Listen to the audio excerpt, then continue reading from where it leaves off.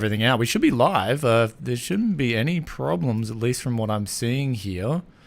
It should be going live. Are you getting the feed? It says waiting. Oh, it does. Okay, I think everything we just said then. Did you hit go live? No, I did. I hit go live. But I think the browser has to, because I closed down I quickly alt tab the browser. And it didn't go live, so that's maybe that's Edge's bad. Maybe I found a bad. Anyway, welcome back to a Tech City live stream. We'll start out again. I think we'll start out again. We did do an intro, but we'll do it again because Wendell is so excited to be on the Tech City live stream in over 3 years. It's been too long. 3 years, man. So the last time we met up was in LA, wasn't it? LA. Yep. Yeah. At it was an AMD event, right? Was it an AMD event? Yeah, AMD event, and I think it was for the 5700 X, the 5700 XT, RX 5700 XT, was it? Oh yeah. Gosh, wow. And that was finally when they made great, that was a good GPU. I really liked what they did with that GPU. That was AMD's coming back in the GPU space. Those have aged really well too. Like the performance, they've done a good job with the drivers in general on that, I think. Yeah, can't say kind of the same about the 7900 XTX and the XT, but give them time. Yeah, give them time. Everybody that was working on, I think it seems like they pulled everybody off of every other GPU to only work on the 7000 series GPUs the last couple of months. But hey, whatever. It does feel like that. Hey, because I saw an article the other day. It's like AMD haven't released a driver update for 2 months on 6000 series, and it's like, yeah, two months. I mean, some people are quickly talking about it in chat now as well. It's like, yeah, just guys, stop what you're doing, focus everything on the latest GPUs. Yeah. Everyone needs to work on these, otherwise, we're losing more sales to Nvidia. Also, you know what employees like? They like to go home to their families for Christmas. But it's cool. We can do another driver and have the QA team do some stuff. It's cool. It's fun. So what do you reckon AMD did then behind the scenes? Hey, here's some long johns. Just put them on, fellas. Let's go. We got gloves for you as well. Just keep working through the night. What did Elon Musk do? Goblin mode Twitter. Lisa Sue's doing Goblin mode AMD. I don't know. Well, typically this sort of, it's funny that we laugh about it because it correlates, perfectly with the times sort of in the tech scene anyway. I've been calling it the last year, the tech recession, and we'll talk about the numbers a little bit later with Dr. Cuttress has done a really good breakdown on Twitter. He just posts this up, and it's just all the information you would want from just the financials. Everybody needs to go subscribe to Tech Potato because he can really break it down, and he's just laser focused. And he did the AMD financials today, which is crazy because everybody was watching the AMD financials, including Intel, to know how well Intel did with their financials, because Intel and their financials was macroeconomic conditions and blah blah blah.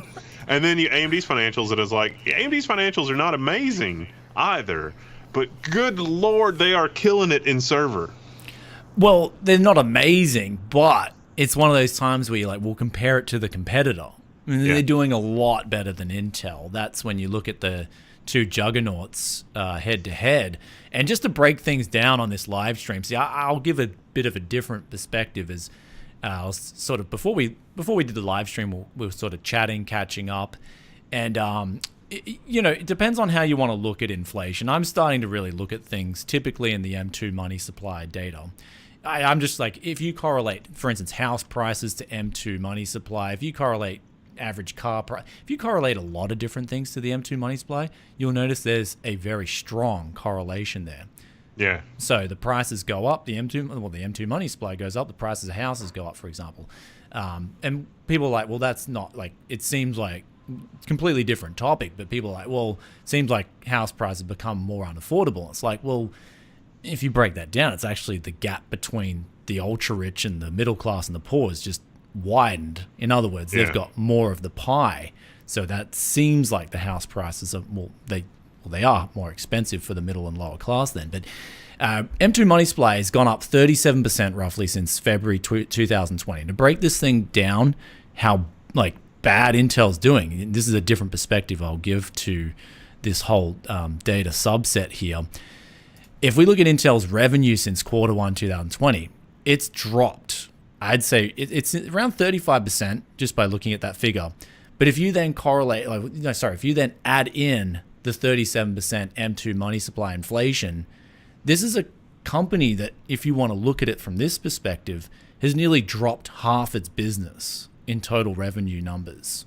If we're adding in M2 money supply inflation and the drop in actual revenue as in nominal figures, that's a huge drop. And this is why Intel themselves are panicking. They're in full panic mode right now. We're talking about something before the live stream where they were dropping down their what was it? They were changing the 5-year depreciation to 8 years on the balance sheet.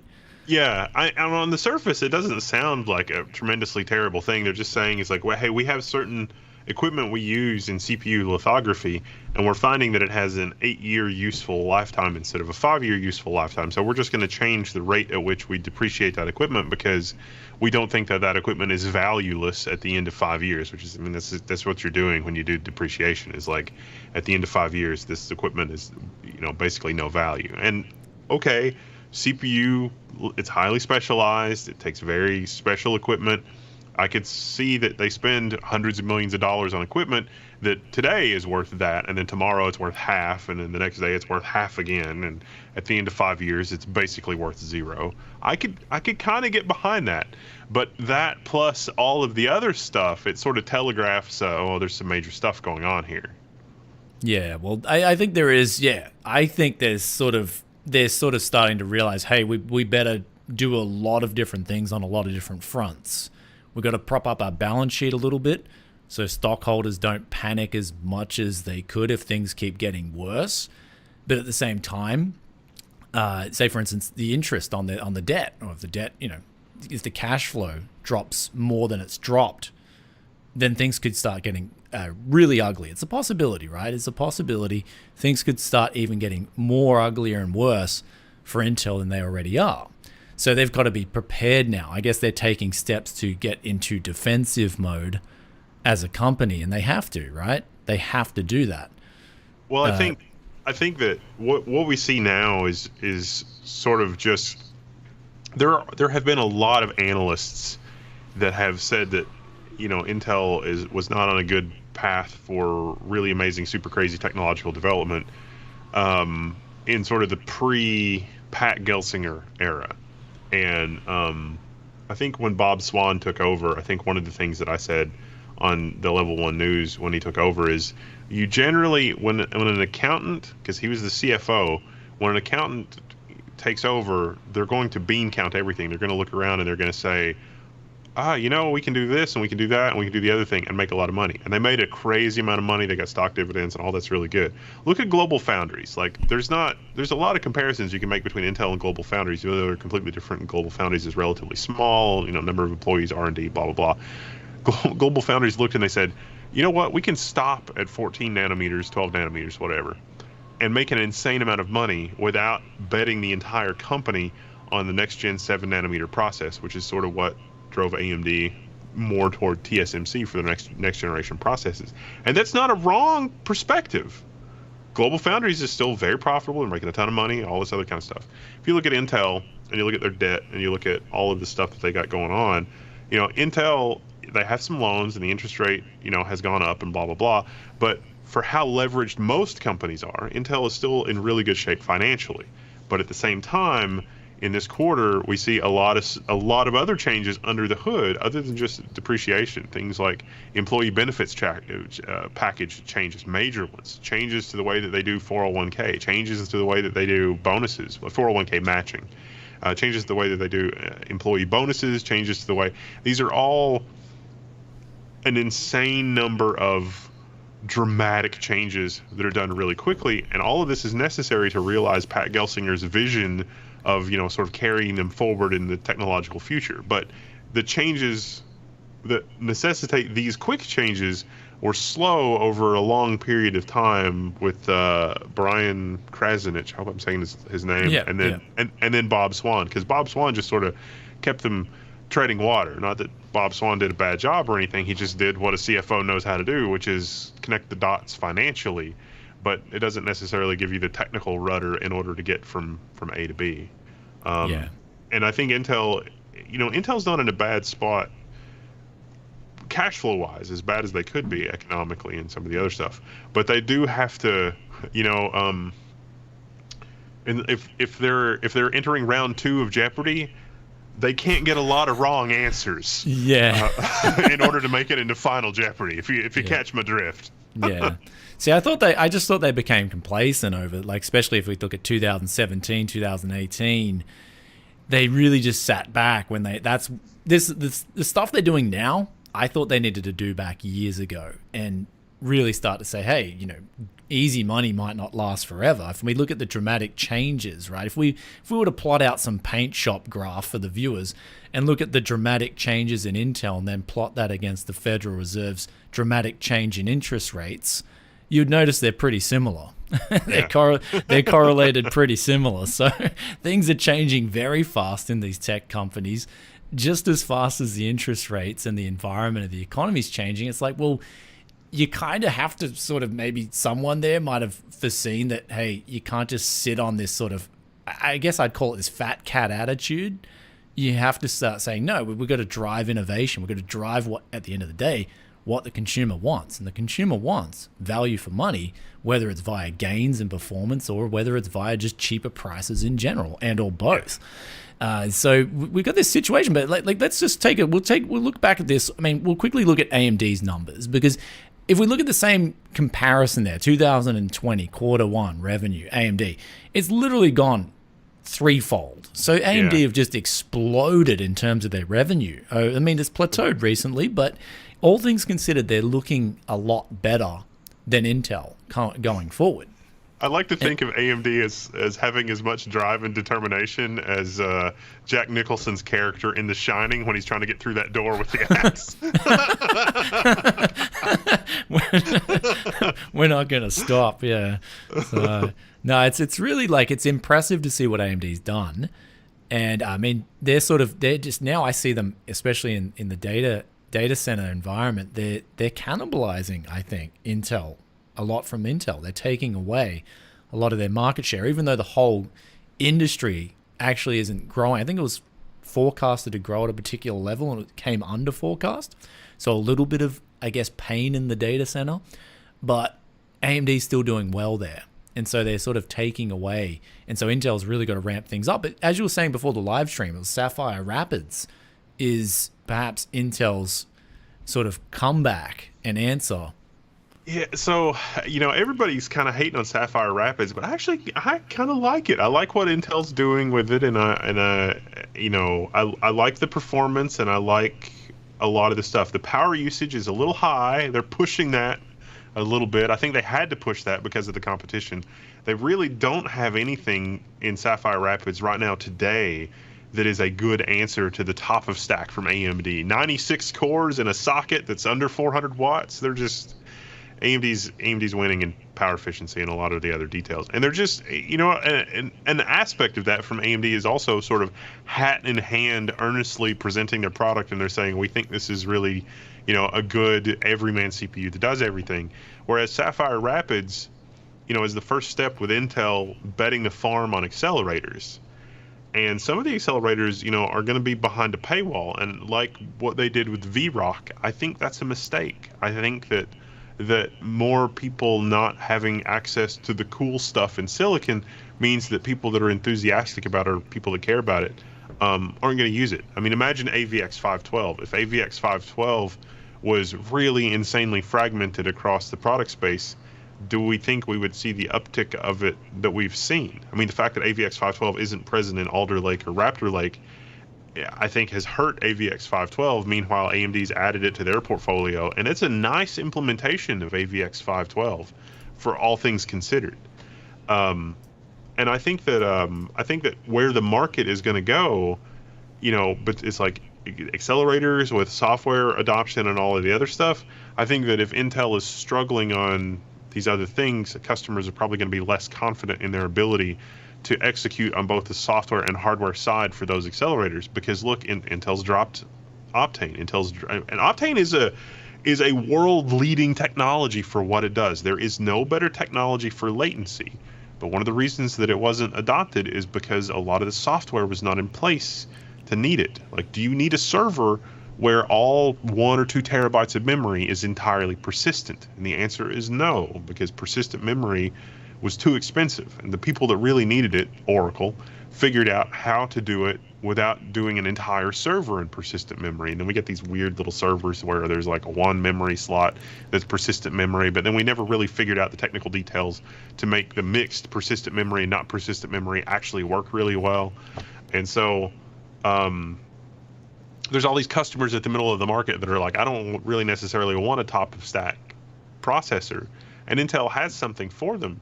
But Sapphire Rapids is so much better than third generation Xeon Scalable that a lot of customers that just bought third generation Xeon Scalable are feeling kind of screwed. It's like, we just bought these servers on a 5-year refresh, and Sapphire Rapids makes this thing look like trash. Why would we, because like your 2670 and the 2670 V2 and the V3, the Haswell V3s that everybody really likes because they're unlocked and they figured out this stuff. Those are very incremental improvements from gen on gen on gen on gen. And Sapphire Rapids is a bigger leap computationally than when Intel went from the X5600 series Xeons to the Nihilum socket 1366 with the new memory and the new everything else. It's probably about twice as big of a gap. That's how big of a gap Sapphire Rapids is. But all Intel, Intel is going to have to do as good of an execution from Sapphire Rapids to the next thing, Granite Rapids probably, again, almost as much of a leap just to keep up with AMD. And that's going to be a pretty big leap in my opinion. Well, so they got to pull out all stops. And this is where make no mistake, guys, this is where the industry is going. AMD now is, as a company, they're more focused on business side rather than client side, like gamers and stuff, because that's where actually the majority of their revenue is coming from now. And this is going to be trends that are sweeping through the industry. Gamers will come second, as opposed to AMD, say back 10 years ago, gamers were coming first. So this is an industry-wide trend. And so Intel really has to catch up to AMD in this industry. Otherwise, the rest of the benefits, and I guess a lot of their R&D that's focused on this, won't flow through to the end consumer, the client, the single end gamer. And so I think that's where a lot of our audience wants to sort of tie it in and look at what we're saying here and saying this is so important to compete on this field, because this is where not just a lot of the R&D gets spent, but it's a lot of the profits as well. This is where a lot of the juicy profits on this silicon gets made. If we look at Intel's margins, for instance, they've been getting hammered as well. Company that's used to having 60% margins is down to, I guess, just below 40%. I mean, to put that into perspective of profit, right? If we're looking at profit, say you got a CPU for $100 or $1,000, and 60% margin would mean that the product costs you $400, you're making $600. So your profit's actually 150% on that product if we're looking at 60% margin. So margin is it's not profit percentage. Like margin is like in 100% take, 60% of that is gross margin out of that 100%. So if we're looking at it from a profit term, you go from 60% to 30% margin, for instance. I think you're dropping profits threefold, like dropping your profits. You're going 50% profit on a product now. So that's dangerous, right? Those percentages on actual margins is so tight that when you go from 60% to 40%, that's a big, you're hitting the panic button at Intel. You're not wrong, but a lot of decisions that were made a long time ago, like in the Bob Swan era, are coming due with part of that. So the other side, just to play devil's advocate a little bit. Yeah. If your gross margin is that much worse gen on gen, one explanation is that your capital expenditures are so much insanely higher. It's like, well, we don't really have to spend this money in order to sell that product, but by the time the next product rolls around, we are not going to have anything to sell. And that's what a world without a competitive AMD sort of brought us. We were looking at CPUs like the 2670, V2, V3, V4. It's like, oh, in the middle of that, let's just change the socket because we couldn't be bothered to come up with something that made sense. Which is also, that's the thing that happened with Sapphire Rapids. Sapphire Rapids was meant to compete with Milan, but Intel had to go through a bajillion steppings in order to get Sapphire Rapids out the door. And AMD and other companies literally do not have the money to do that. And so it's like they have to be, if you want to be critical, if you want to phrase it in a critical way, you could say that AMD must be less ambitious with their designs in order to get the thing out the door in a low number of steppings. Okay, that's cool, but meanwhile the wheel of time marches on. like you were saying, it's like we stepped through a time portal and here we are. We did, like I like to just forget, like especially 2020, 2021. For me, they were really miserable years. Just stepped through a time portal. Now it's like, hey, we're back to sort of normal. And but I guess Intel is sort of the one that kind of wants to go back in the time portal and go 2018, 2017. Would you like a V5 for the same money? A little bit more? Yeah. But yeah, no, the other thing is, I think Intel is so busy worrying about AMD, they got to worry about ARM too. That's a whole other thing that is I think a real threat to their bottom line. But there's other little crazy things too here, like with the disclosures, like Intel's networking stuff, like they cut that. Meanwhile, you look at AMD and they're acquiring like the Pensando thing and the Xilinx thing, and it's like, okay, we're more than just the CPU is important. CPU is almost kind of a been there, done that at this point. We got CXL. CXL is an Intel technology, and AMD technically beat Intel with a product to market that has CXL. Like, what universe does that make sense? So those are the kinds of questions where shareholders are like, what's going on? But I don't think there's anybody. Pat Gelsinger is a super technical guy by all accounts, and I followed some of the work that he did at VMware, and I followed his career a little bit before VMware. And I think that the spending and the money to, back to the original capital expenditures, gross margin, blah, blah, blah. I think the money he's spending now is smart money, but it is going to drive the profit down to basically nothing. And I think that they're so overcompensating from everybody freaking out because of that they've cut everything except the dividend, and the dividend was probably the thing they should have cut, because it's one of those stocks that pays a dividend. Like, that's a thing, and a lot of American investors, at least, are like, I don't care what the stock is, I just want to buy stocks that do a dividend. And so Intel was they put a lot of work into trying to maintain the dividend at the cost of employee benefits, at the cost of these things that got cut, at the cost of probably the Optane group indirectly a quarter or two ago, and other write-downs and other things. And I think that's unfortunate because they are going to have to spend money because they didn't spend money and were wildly profitable years ago. And that bill has come due because competitors have caught up.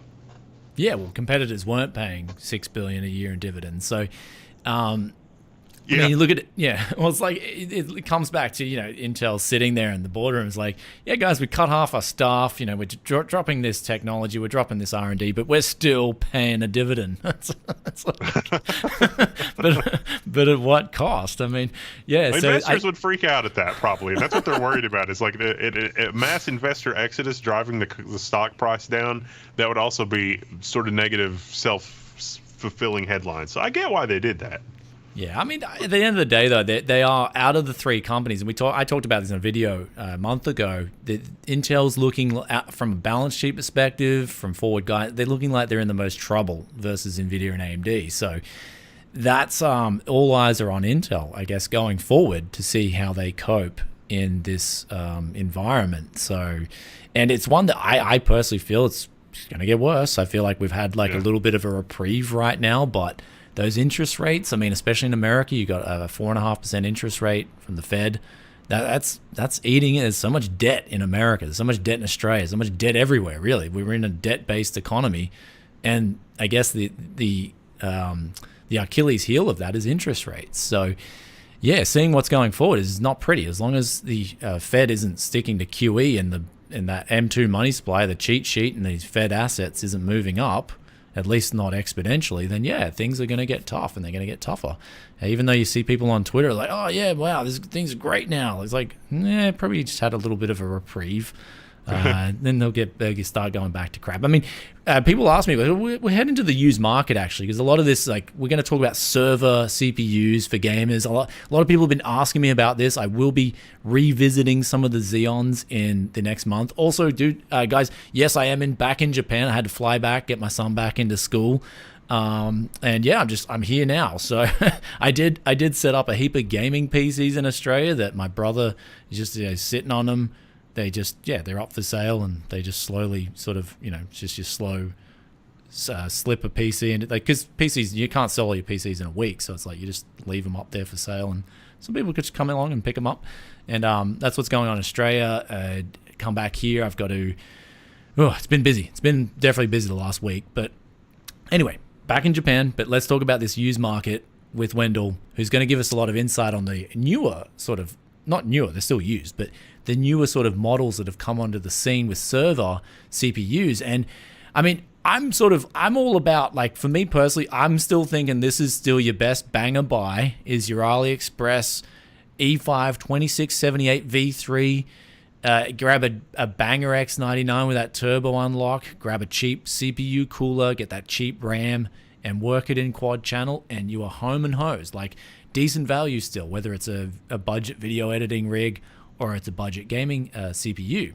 These CPUs still hold a lot of value. But that said, I'll be the first to admit that if we contrast that to, say, a Ryzen 5 5500 right now, it's looking like it's very tough. It's a very tough sell for the used Xeons in this environment, right? You can get, like, the Ryzen 5 5500 is a great CPU, efficient out of the box, works with an A520 or a B450, really doesn't, you can get them with box coolers and they're going to perform okay.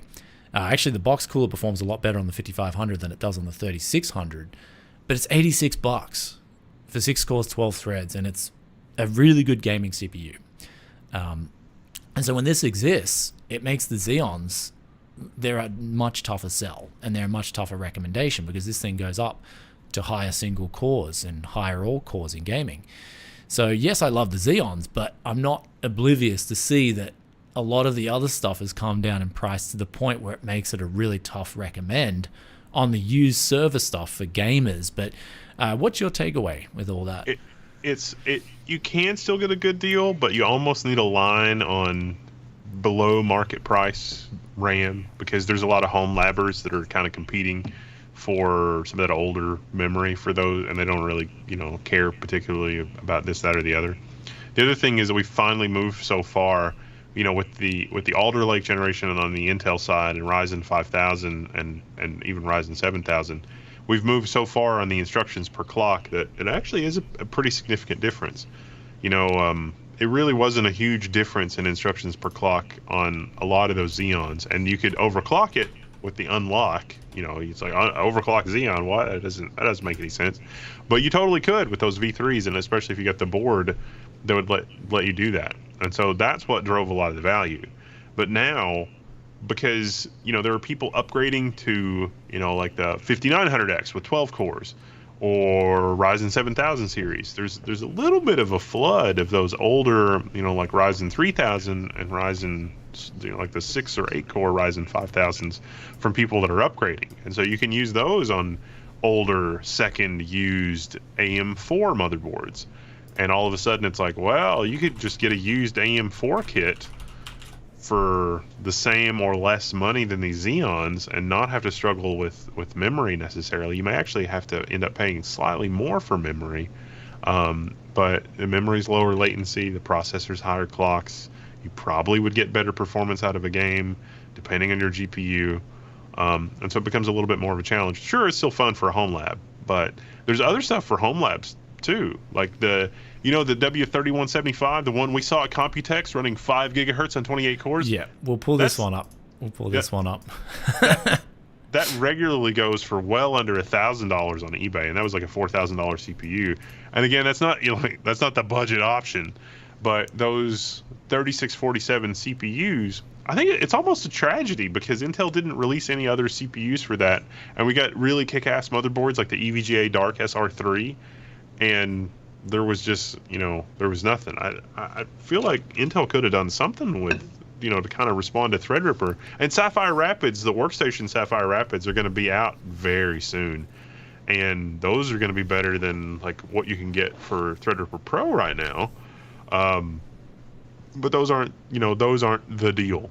There were I got some 8124s. I did a video like a year or two ago where I got some 18 core. I got two 18 core 8124, 8125M Xeons. Those are off roadmap Xeons, 3647, 6 memory channels.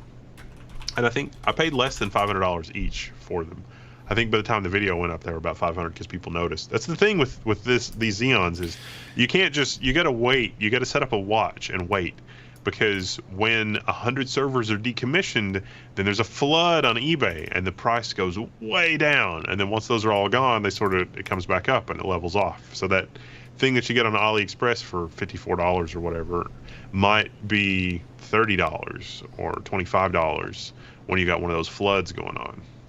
Yeah, well, I mean, I pull up this CPU here, Platinum, the P8124. I mean, 18 cores, $180. Yeah. Cores are just getting ridiculously cheap. Wow. Like, I mean, the thing is a clock speed of 3 gigahertz. What would be the turbo all core of that? The ones that I have was just 3 gigahertz all the time. It was locked. Amazon was like, we don't want to deal with turbo nonsense, and Intel said, okay. And so it's just 3 gigahertz all the time. Still not bad. Yeah, still not bad, but it's not great either. So it's right on that level of, do I need this? So there are a couple of microcodes that have mistakes in them, so it should be possible the same way that we have an X99 unlock. We should start to see third parties building boards for these, maybe, if they're popular enough, that are unlocked, but I haven't seen that yet. Yeah, so that's what I found like a big problem with the Xeon shift. Like after the V4, like when we went into the V5 era, Intel started making specific motherboards, at least on the desktop side of things. And that was what really sort of like pissed me off with Intel, was they sort of segregated that. You used to be able to get a 1231 V3, for example, and put it on a B85. That was just such good options and flexibility. And then they took that away with the V5. It was like, hey, we want you to get a specific Xeon motherboard. It's like, why? It's funny you say that, because like that 12400, that had the B clock overclocking. And so there's a bunch of 760 chipset motherboards that have come out, and a bunch of them have B clock generators. But for the Raptor Lake equivalent of the 12400, the B clock overclocking is locked. And they took the further step of locking the system agent voltage, so you can't even overclock to run the DDR at higher speeds anymore either. And so it's just like, come on, Intel, there was like 4 people on planet Earth that were going to do the B clock overclocking with the 12400, and you had to close the loophole there, because, I mean, come on. I mean, that's right. It's like that image though as well. Like at the same time, it's like those game developers that block all the people uploading YouTube videos of them showing their gameplay of their video. It's like, what are you trying to achieve here? You just so, I mean, it's one of those things where at the end of the day, the community itself and people talking about your product and having all these options is almost like a hobby within itself. And you're taking that away. You're taking away that fun. And that's something that really pisses me off. And that's like going forward. It's like, Brian, what do I do with the Xeon Meta? What do I do? It's like, well, just wind back a few years to my V3 content, because that's still the Xeon Meta, just depending on how cheap you get the stuff for. And it's kind of annoying, because it's like, well, I want to do something new with Xeons. I want to have fun with them, but we're just revisiting what we already had, especially when we look at 8 cores, 16 threads still being pretty much the most relevant for gamers. It's not like, and so when we're looking at these as well, we're taking sort of a different turn here, but the server side's definitely started going in that direction of way more cores, way more threads, so that the gaming and the server market has sort of started branching apart from each other more than ever. So there were for that 12400 again. You're not going to get it for $100 anymore. 130 is what it was at the bottom. It's like $200 now, which is crazy. But at $130, the cheapest LGA 1700 board that I found was this weird OEM board that I think maybe was originally like a Quanta design or something. It only had 2 DIMM slots, and it was bigger than ITX but smaller than micro ATX, and that board would run the 12400 at all of the stock everything, and it also had a slightly unlocked power limit thing, and so like you could get that board for like $60. And so if you got that board and the $130 Alder Lake, that's under $200 for your board CPU combo.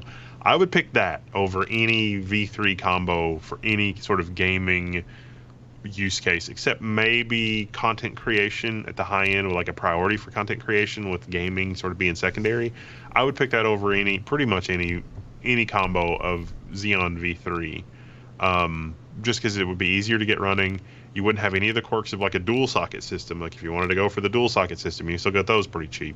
You wouldn't have any of the weird performance quirks or any of the weird gaming quirks that you have with that, just because those Alder Lake P cores are so insanely fast.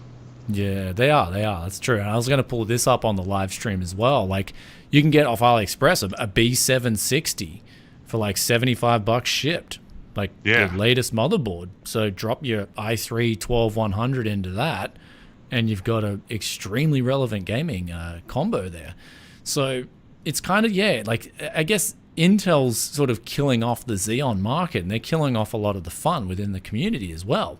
And it's like, well, just go buy our newer stuff. And it's like, well, if people don't want to buy newer stuff anyway, they're just going to go buy a used Ryzen 2000, or they're going to go buy. So it's like these companies think that they can try and force you into buying new, like whatever they do.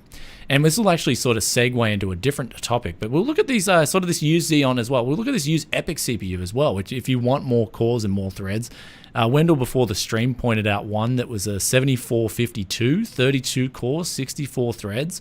This is Zen 2 as well, so it's the 3000 series IPC.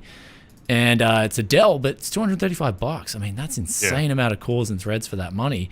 But it is, one thing is, it is locked to a Dell server or workstation motherboard. And this is something you got to be careful of now going forward if you're looking for these used server deals. Is, okay, are the CPUs locked to that specific motherboard? So they can do this. And I was telling Wendell, I first noticed it was 7th gen. I swear I pulled out an i7 7700 off a boutique build. It was like a HP or something like that. And I tried putting it in another motherboard, and it just wouldn't boot. And boot on the HP board. I'm like, oh no. This is insane. This is not going to bode well for the future of budget sort of used deals hunters. They come in. Yeah, the lock CPUs does kind of suck, but you can set up a watch. You watch for the P series CPUs. Those will only work in a single socket, and sometimes you can find a really killer deal on the low core count CPUs. So like the 16 core Rome. And then maybe you find a dual socket 16 core, so like 2 16 core CPUs. If you don't mind the extra cost of having to source more RAM, because more RAM is more sockets, or more sockets is more RAM that you have to populate in the system, then 2 16 core CPUs, 32 cores, 64 threads, that's pretty darn good. And those are really, really power efficient. Like if you're running Linux or like Truenas or Unraid or anything like that, when there's nothing to do, the system will put the processors to sleep, and almost all of the power usage will come from the hard drives, not the processor or anything like that. Whereas I retired my last dual socket 2011 system probably about a year ago, and when I retired that system, it was idling well over 200 watts. And I'm still rocking a dual Naples 16 core system. It just does backups, and it has a couple of 100 terabytes of just storage for offsite backups and stuff. And I just haven't physically gone to the data center to like swap that machine out. And then we do for like backups and level 1 stuff. And it's got the 16 core. AMD's got some high clock speed 16 cores in the Naples generation. and that thing is an unstoppable tank, first of all, but second of all, that thing idles at like 120 watts, and the Naples CPUs, they had not figured out power management at all. Rome and Milan is much better.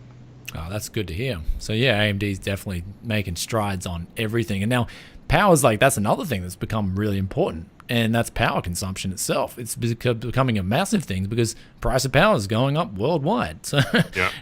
And you obviously, the lower power you have on all your server gear, I guess the cheaper it would be to maintain those systems as well. Like you can technically use lower aircon levels and whatnot. So there's all these augmented factors to think about, which spans from power efficiency. So very important going forward, much more important. I mean, nowadays it's kind of like people ask me, like, Brian, do I go with a RTX 4090 and i9 13900K? And I'm like, well, do you want to go with that? Because your power bill is going to be pretty expensive if you're playing games, especially at 1080p or 1440p. This is more 4K, but even if you're playing at 4K, it's going to be very expensive. You're using up 500 watts while you're gaming on average, usually probably 550 watts, and that's going to add up, especially because it used to be like 5 years ago, it used to be, power, who cares, right? Power's so cheap, who cares? It's just like, but now it's like people are stopping and scratching their heads like, how much is that power bill going to be?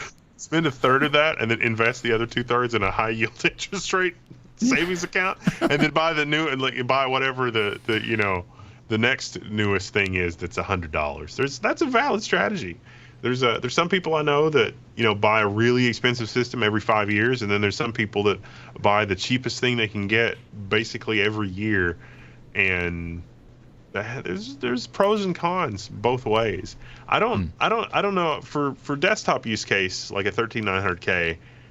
I don't know that people really care if it's 400 watts, but the data center people, they care a lot, because a lot of the time those racks, 42U rack is only spec'd for like 22, 25, 30 kilowatts max, and so if you've got two 400 watt sockets per server, 22 kilowatts, you can only put 22 servers in a 44U rack. It's only going to be half populated, in other words.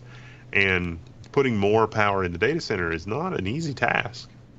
Yeah. So that's the costs start to. So that's why it's so important to get that right on the server side of things. So we got some questions we'll quickly roll through here before we get on to the next topic. But did Intel lock this gen to make next gen unlocked look good? So I guess we're getting back to 13th gen.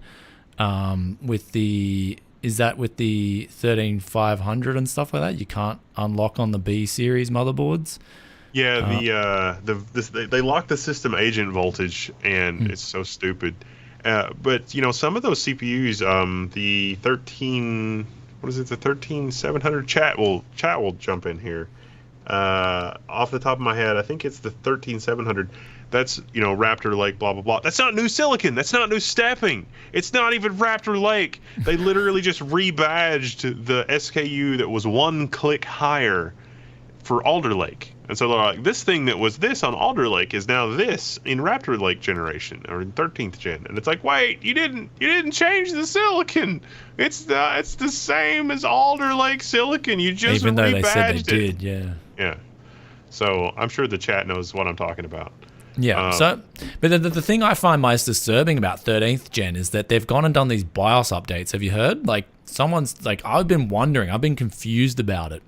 Because I was like, I undervolted my 12th gen quite well. It undervolted pretty well. I got it to around off the top of my head around like 150 watts.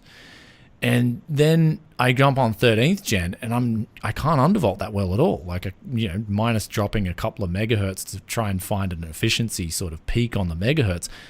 I couldn't really undervolt for the life of me. And then I'm reading up on Twitter, some dude really broke it down and he updated his BIOS from like version 1.11 to 1.14. And he noticed that then they locked out undervolting on his 12th gen. And it was like, what is Intel? Like, why Intel? Would you do that?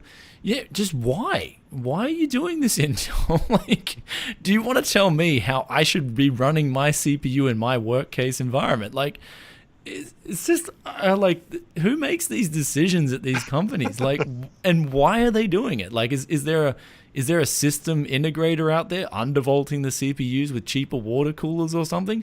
That's your business to do. Like, pull them up. Don't pull up everyone else for this or whatever. Like, yeah. Who was doing the B clock overclocking? Because you have to have a clock generator on the motherboard to do that. Not just every motherboard has that. But now, I've spotted, a half a dozen 760 motherboards that had a B clock generator, and it's like, oh, you're not going to be able to use that. That sucks. I'm sorry. Yeah, the B660s. Yeah, I got one here, the Riptide. It's got a clock generator on it, and a lot of people, there's like this Meta with the 12490F people were telling me about. But now it's like you get a 13th gen. No, that's useless. It's like, have you seen your stock price? Now's not the time to be playing these games. Exactly. Yeah. Have you seen? Exactly right. It's coming back to bite them. If it's anything that if an Intel person watches these kinds of videos, stop doing it. Now's not the time to do it. Now's the time to build a good report with your audience, your consumer, your end user. It's almost like it's like Intel delayed reaction, because in the beginning it was like, oh my gosh, we got to do this, blah blah blah, and so like they overcompensated with Alder Lake because it was like super cheap and blah blah blah, is a good deal, and then briefly this 12400 was like $130, a very short period of time, but you totally get it for $130, and then because it's like normally a $200 CPU, and then it's like they're overcompensating the other way with Raptor Lake, like lock it all down, shut it down. Meanwhile, AMD launched with the really expensive motherboards first. And was that a constraint issue? Was that why did AMD do that? And so Intel's probably looking at that and saying, oh yeah, we've overcompensated the wrong way. We can actually charge more and have more of a bottom line and blah blah blah. So I don't know that Intel really cared that their average selling price or their gross margins weren't as good during that. But it does almost seem like two extremes without really like dialing it into the middle. And meanwhile AMD will come out with the less expensive chips. They already have the non-X CPUs, which are great, like the 7900 non-X that you can use a box of paper clips as a cooler, and it's like, the whatever. 7700 was my favorite. Like that was the practically like for me. I heard the 7900. I haven't tried the 7900, but the 7700 for me would be the only one that I've tried that I would go for, like for recommending to my audience. I just like. And that was something we'll get onto just after. We got a couple of donations here, which is £5 from the Ryzen. This is from Aaron MC182. He asks, Ryzen 5600X is now about 160 euro or pounds. Euro is the single or the double line? Sorry, I haven't checked euro or pound for. I think it's pound single line. So about £160 and 5800X for £220 in the UK. So old Xeon's not worth it to me. And that's, we were talking about that before. So thanks for the donation. That's exactly right. The newer CPUs are coming in at such hard prices. The older Xeon's sort of light and limelight is really casting that shadow on it and making it not look like it's that great value for money. Of course, we will revisit that. Don't forget Super Chat. Yeah. Marco's like, don't forget Super Chat. I'm like, yeah. Vintage hardware reviewed NZ $5. Is 2133 megahertz DDR3 worth it on X58? Probably not. I mean, depending on how many sticks you jump putting in the motherboard, it's going to be, depends on how much the DDR3 is for starters. But usually I find triple channel DDR3 1866 is usually the sweet spot on X58. So hopefully that one helps. It's kind of hard to tune 2133, at least in my experience with that one. So, but we got, so one thing we're going to go on to with the 7950X as well, and the CPUs that came out from AMD was this trend that we were seeing in, so also Octoman PCs ask, in my opinion, Ryzen chips killed used Xeons. No. Well, I mean, even i3-12100 is like, it's not the Ryzen chips themselves. There's also Intel chips depending on where you live. It's just on AliExpress, the Ryzen chips are really cheap. They're cheaper than you can get them for in America, Australia, anywhere in the world. They're the best prices for buy it now. So that's sort of where the Ryzen thing's coming from in particular. If we look at a Ryzen 5 5500 and even a 5700X, like $188, 8 cores, 16 threads. And you got PCIe Gen 4 there, Ryzen 5 5500, $86. Super cheap right now. And then you can get an A520. I'm actually keen to try one of these A520s out with both those aforementioned CPUs. That would be really interesting to see. I think the A520 will be absolutely fine, to be honest. I mean, you're looking around 100 watts max on those CPUs. I think on AliExpress there was the board. Is it Pico ITX? I can't remember the standard. ASRock uses it for some of their Desk Mini. There was an AM4 board that had the same layout as the one of the Desk Minis that ASRock uses, and it did not have an X16 PCIe slot. It had an open-ended, I think, X4 or X8 slot. I think it was an X8 slot.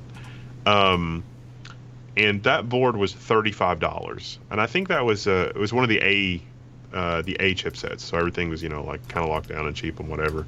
And it also used just the ATX 12 volt connection. It didn't have a full ATX connector, but it came with a cable that would let you use an ATX power supply control.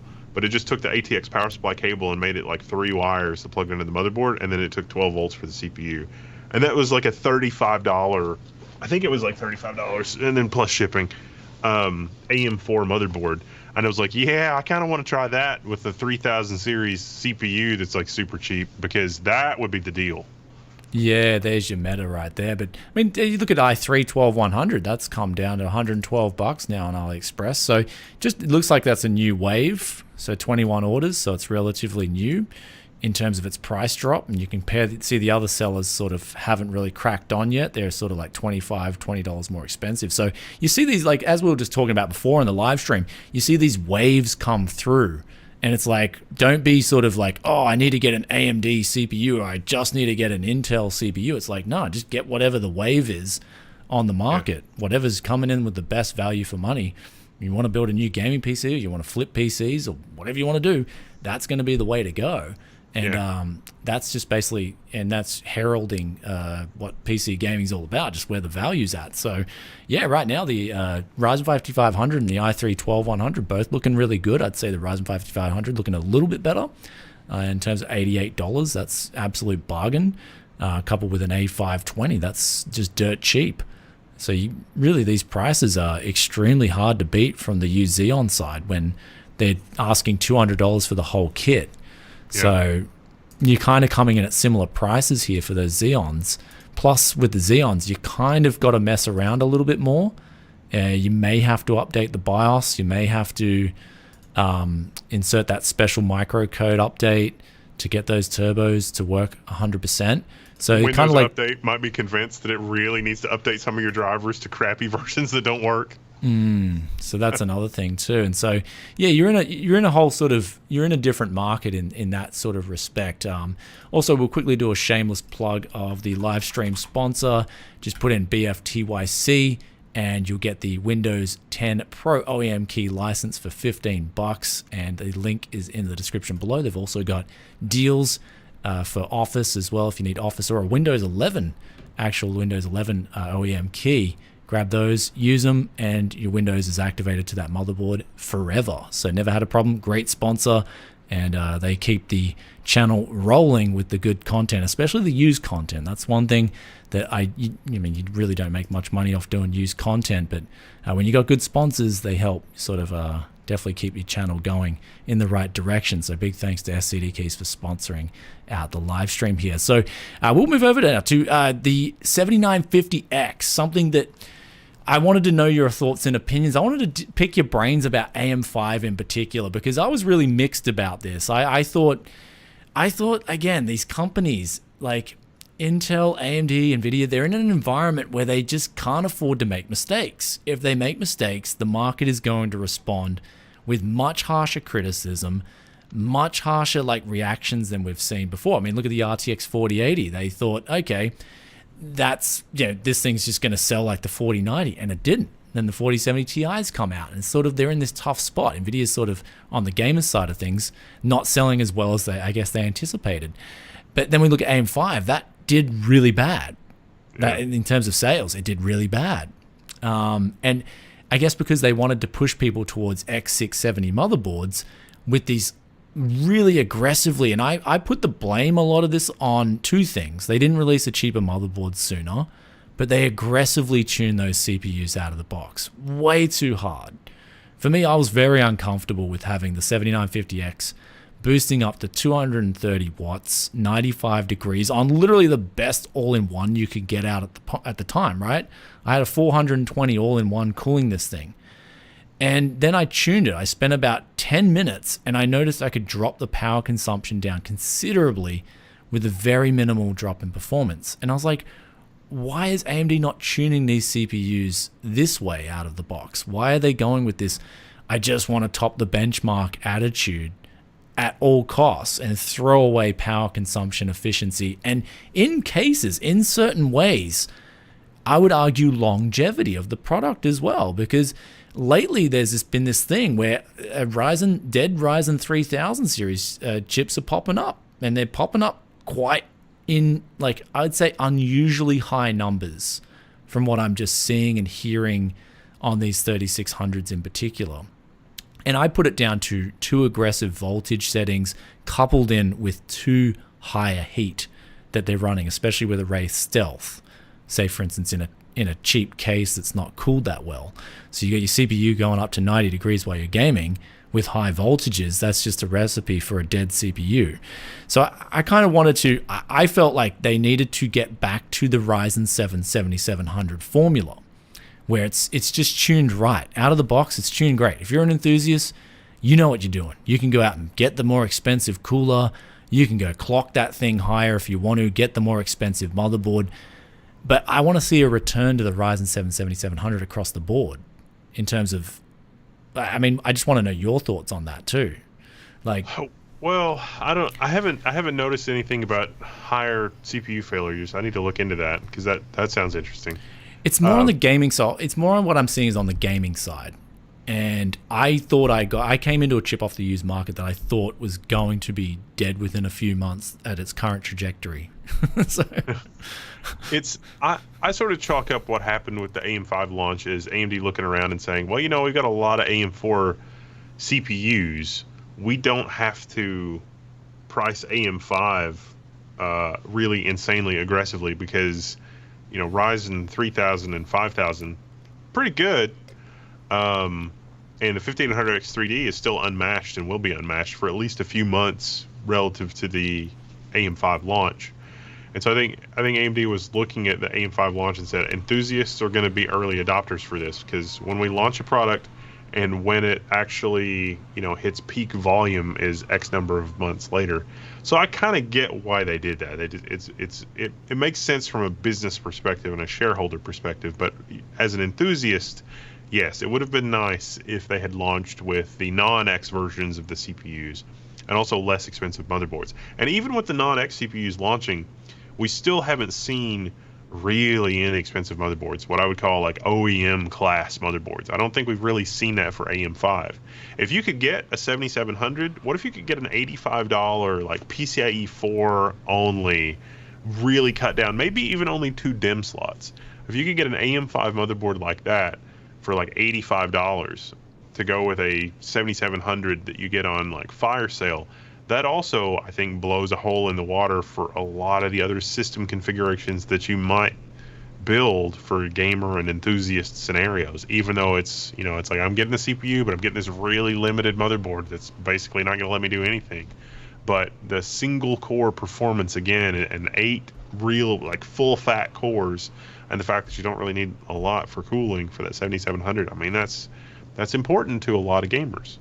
Well, for me personally, I've been critical of these companies by just saying right now they need to do all they can to look after the end user as best as they can, offering them that cheap board from the get-go, because one thing they'll get out of it is, I guess, a priceless thing, and that's loyalty, right? And look at NVIDIA. Like, as much as people crap on about NVIDIA and whatnot, NVIDIA's this, NVIDIA's that, NVIDIA over the years have built up, versus AMD and Intel, they've built up a much stronger brand loyalty. And we're talking about off the internet, right? We're not talking about in chat threads and stuff like that. It's when I talk to retailers and when I talk to people who are gaming, and especially people who buy gaming PCs off me, they always want an NVIDIA graphics card. Hey man, I got this PC, it's got to have an NVIDIA graphics card. I'm like, okay.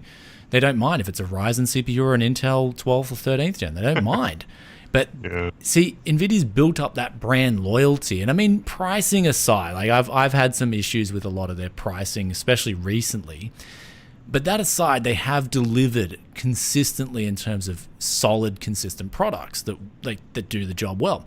So I'd like to see Intel and AMD both keep delivering that on all fronts, right? You've got to do this for the end consumer. You've got to deliver CPUs that have options, at least have the options, right? If 7700 released alongside 7700X, you would have been like, 7700X, who cares? The 7700's there for most people. It's got the cooler included. And if they had released the cheap motherboards alongside it, I think the reception would have been much more positive, much better for their brand image. And so they're doing these things that I think are questionable. Yeah, sure, they want to take care of shareholders, but sometimes they've got to realize that taking care of shareholders is a long-term game. It's not like, build up the brand loyalty. And then I guess, like, if they want to try and milk, they can milk a little bit. But the milking in this economic environment really has to come to a stop. Like, I guess what they've been used to doing over the years isn't going to work going forward. Consumers sort of switching on. They're saying, hey, well, eggs, $5 a carton of eggs. I need value. I need to look for value in other parts of my life. I have to get this food. I have to get this electricity. So, sorry, go. Well, no, I get it, but again, devil's advocate here a little bit. It's like AMD historically has been the value option. They've been the underdog. They've been, all of those things. And they have always been exactly what you're describing, almost to a fault. But now with AM5, they can do in 16 cores and less watts what it takes the competition 8 plus 16 cores to do. I mean, when we're talking about the flagship products from Intel, the 13900K, they got to have 24 E cores and 16 P cores versus just 16 cores. And sometimes the power usage is around 230 watts. Okay, fine. But if you want to sort of start chipping away at the underdog value option, then the X670 launch makes a little bit more sense. It's like shareholders are looking at this as like, wait a minute, AMD's leading with PCIe 5 storage, plus GPUs, plus an extra slot, possibly optionally, that's also PCIe 5, and all of that. The board engineering and the architecture and signaling and everything for PCIe 5 really significantly drives up the cost. But all of a sudden, AMD's not the underdog anymore. There is nobody else that has boards that do all of those things at those levels the way that AM5 does. And Alder Lake can do DDR4 or DDR5 and PCIe 5, but not really because, blah, blah, blah. Whereas X670E, it's like, look at all this, flagship stuff. And the flagship stuff is going to cost you money. And then all of a sudden, it starts to chip away at that idea that AMD is the value option. It's like, well, AMD's kind of becoming the leader here. Yeah, well, they've got to turn that around. Because I remember back when I first started building PCs, AMD and Intel, they both shared, like, AMD was out on top. Like, they had the better flagship CPU. They were charging flagship money. It was AMD Athlon X2 days. So, like, they had their flagship CPUs that I off the top of my head, I just remember like walking into stores and you'd see the $900 for both the flagships, and people were buying the AMD CPUs over the Intel ones. This is like Pentium D, pre-Pentium D era. So this is before my time, but the first time this happened was at the 386. AMD had a 40 megahertz 386, and at that time, the CPUs were identical, like exactly identical. They performed. There was not a significant differentiator. The motherboards were the same. You didn't have different motherboards. And everybody was like, I want the Intel. And it's like, but the AMD 386 is 8 million instructions per second faster. Who in their right mind would pay more for a slower processor? That doesn't make sense. Wasn't that when they had the ding, ding, ding, the circle on the TV? Yeah, man, that's what you're paying for. That's what you're paying for, eh? Ding, ding, ding. Intel. But it's funny because like we were talking a little bit before the stream. because Sapphire, like, again, I know somebody that's a CTO at a small company, and their IT budget is probably only, as I don't know, it's in the millions of dollars per year, but it's not tens of millions of dollars per year. And they got I think it's a big company, but it would be classified as a small company. And the CTO doesn't care, but historically he's been a big fan of Intel. He's kind of older. And the ding ding ding, it's definitely it's working circles. Those it's commercials, it's living rent free in his head all these years since the 90s. And Sapphire Rapids, they ordered a bunch of third generation Xeon Scalable, and the third generation Xeon Scalable, they've taken delivery of some of the servers. Some of the servers are still on order from like Dell or HP or whoever they ordered them from, and that's fine. It takes time to fill orders. They're not top priority. Blah blah blah. Whatever. Sapphire Rapids is so much better than third generation Xeon Scalable that guy is considering AMD, which sounds weird, but that's how pissed off he is, because he's like, well, can we switch out these servers from Xeon Scalable third gen to Sapphire Rapids? And they're like, I don't know if we can do that, because Dell or HP, they don't want to do that. And so Sapphire Rapids is so much better. He's looking at the performance, and it's like, we're waiting on that are going to be obsolete when they get here, because Sapphire Rapids is like twice as fast for some of this application stuff. So it's like, give me Sapphire Rapids. It's like, no. It's like, all right, well, I guess we're going to buy AMD. so I mean, like, you're hearing this live stream. If it's someone from Intel or knows someone from Intel, it's like, quick message is just stop pissing off your customers. That's like, that's the simple message. And so I thought with 13th gen, I haven't even taken a look at some of the 13500 and stuff, but I've seen relatively bad sort of sentiment behind their new CPUs, which were meant to be even better value than the 12th gen. So it's kind of like you can't do this if you want to build up your brand image and you want to get back on top again. You've got to hit all fronts. You got to say, okay, what is the enthusiast? And I'd say the enthusiast per capita, I guess, is probably the one you don't want to piss off, because they got the loudest voice. They talk a lot. They influence other people with their purchasing decisions. So it's kind of like, yeah, I mean, you'd probably be telling your friend, like, hey, check out what AMD's got. Even though it's living rent-free in his head, he's like, you know what, I might listen to Wendell this time. So that's sort of like... I'm just saying it's worth a look. Yeah, so that's exactly right. And so that's sort of like that. Intel really needs to target the enthusiasts. They need to sit down, employ at least someone in the company to say, hey, how can we start not pissing off the enthusiasts at the very least? And so, yeah, I mean, yeah, these companies are like, I think if we go back, we'll circle back, sorry, just got a Octoman PC as well. Thanks for the $5 donation. Being able to slap a 5800 X3D into my old X370 board was pretty cool. So this comment ties perfectly in with what enthusiasts want. They want to be able to, they want options. You get a 5800 X3D and chuck it in your old motherboard that you've had for years, and suddenly you've unlocked all this performance. Amazing, right? Amazing. That's what you want. And so it's like, Intel, just take a look at this. AMD's doing it, kind of like, they still do it, which is good. But it's kind of like they've blurred the lines a little bit. And I kind of think AMD's going to have to do a U-turn as well, but not as big as... It's going to be like a wide U-turn. Intel's got to do a very sharp U-turn, quickly. So you need to sort of just look at what the enthusiast wants at the end of the day. They want options.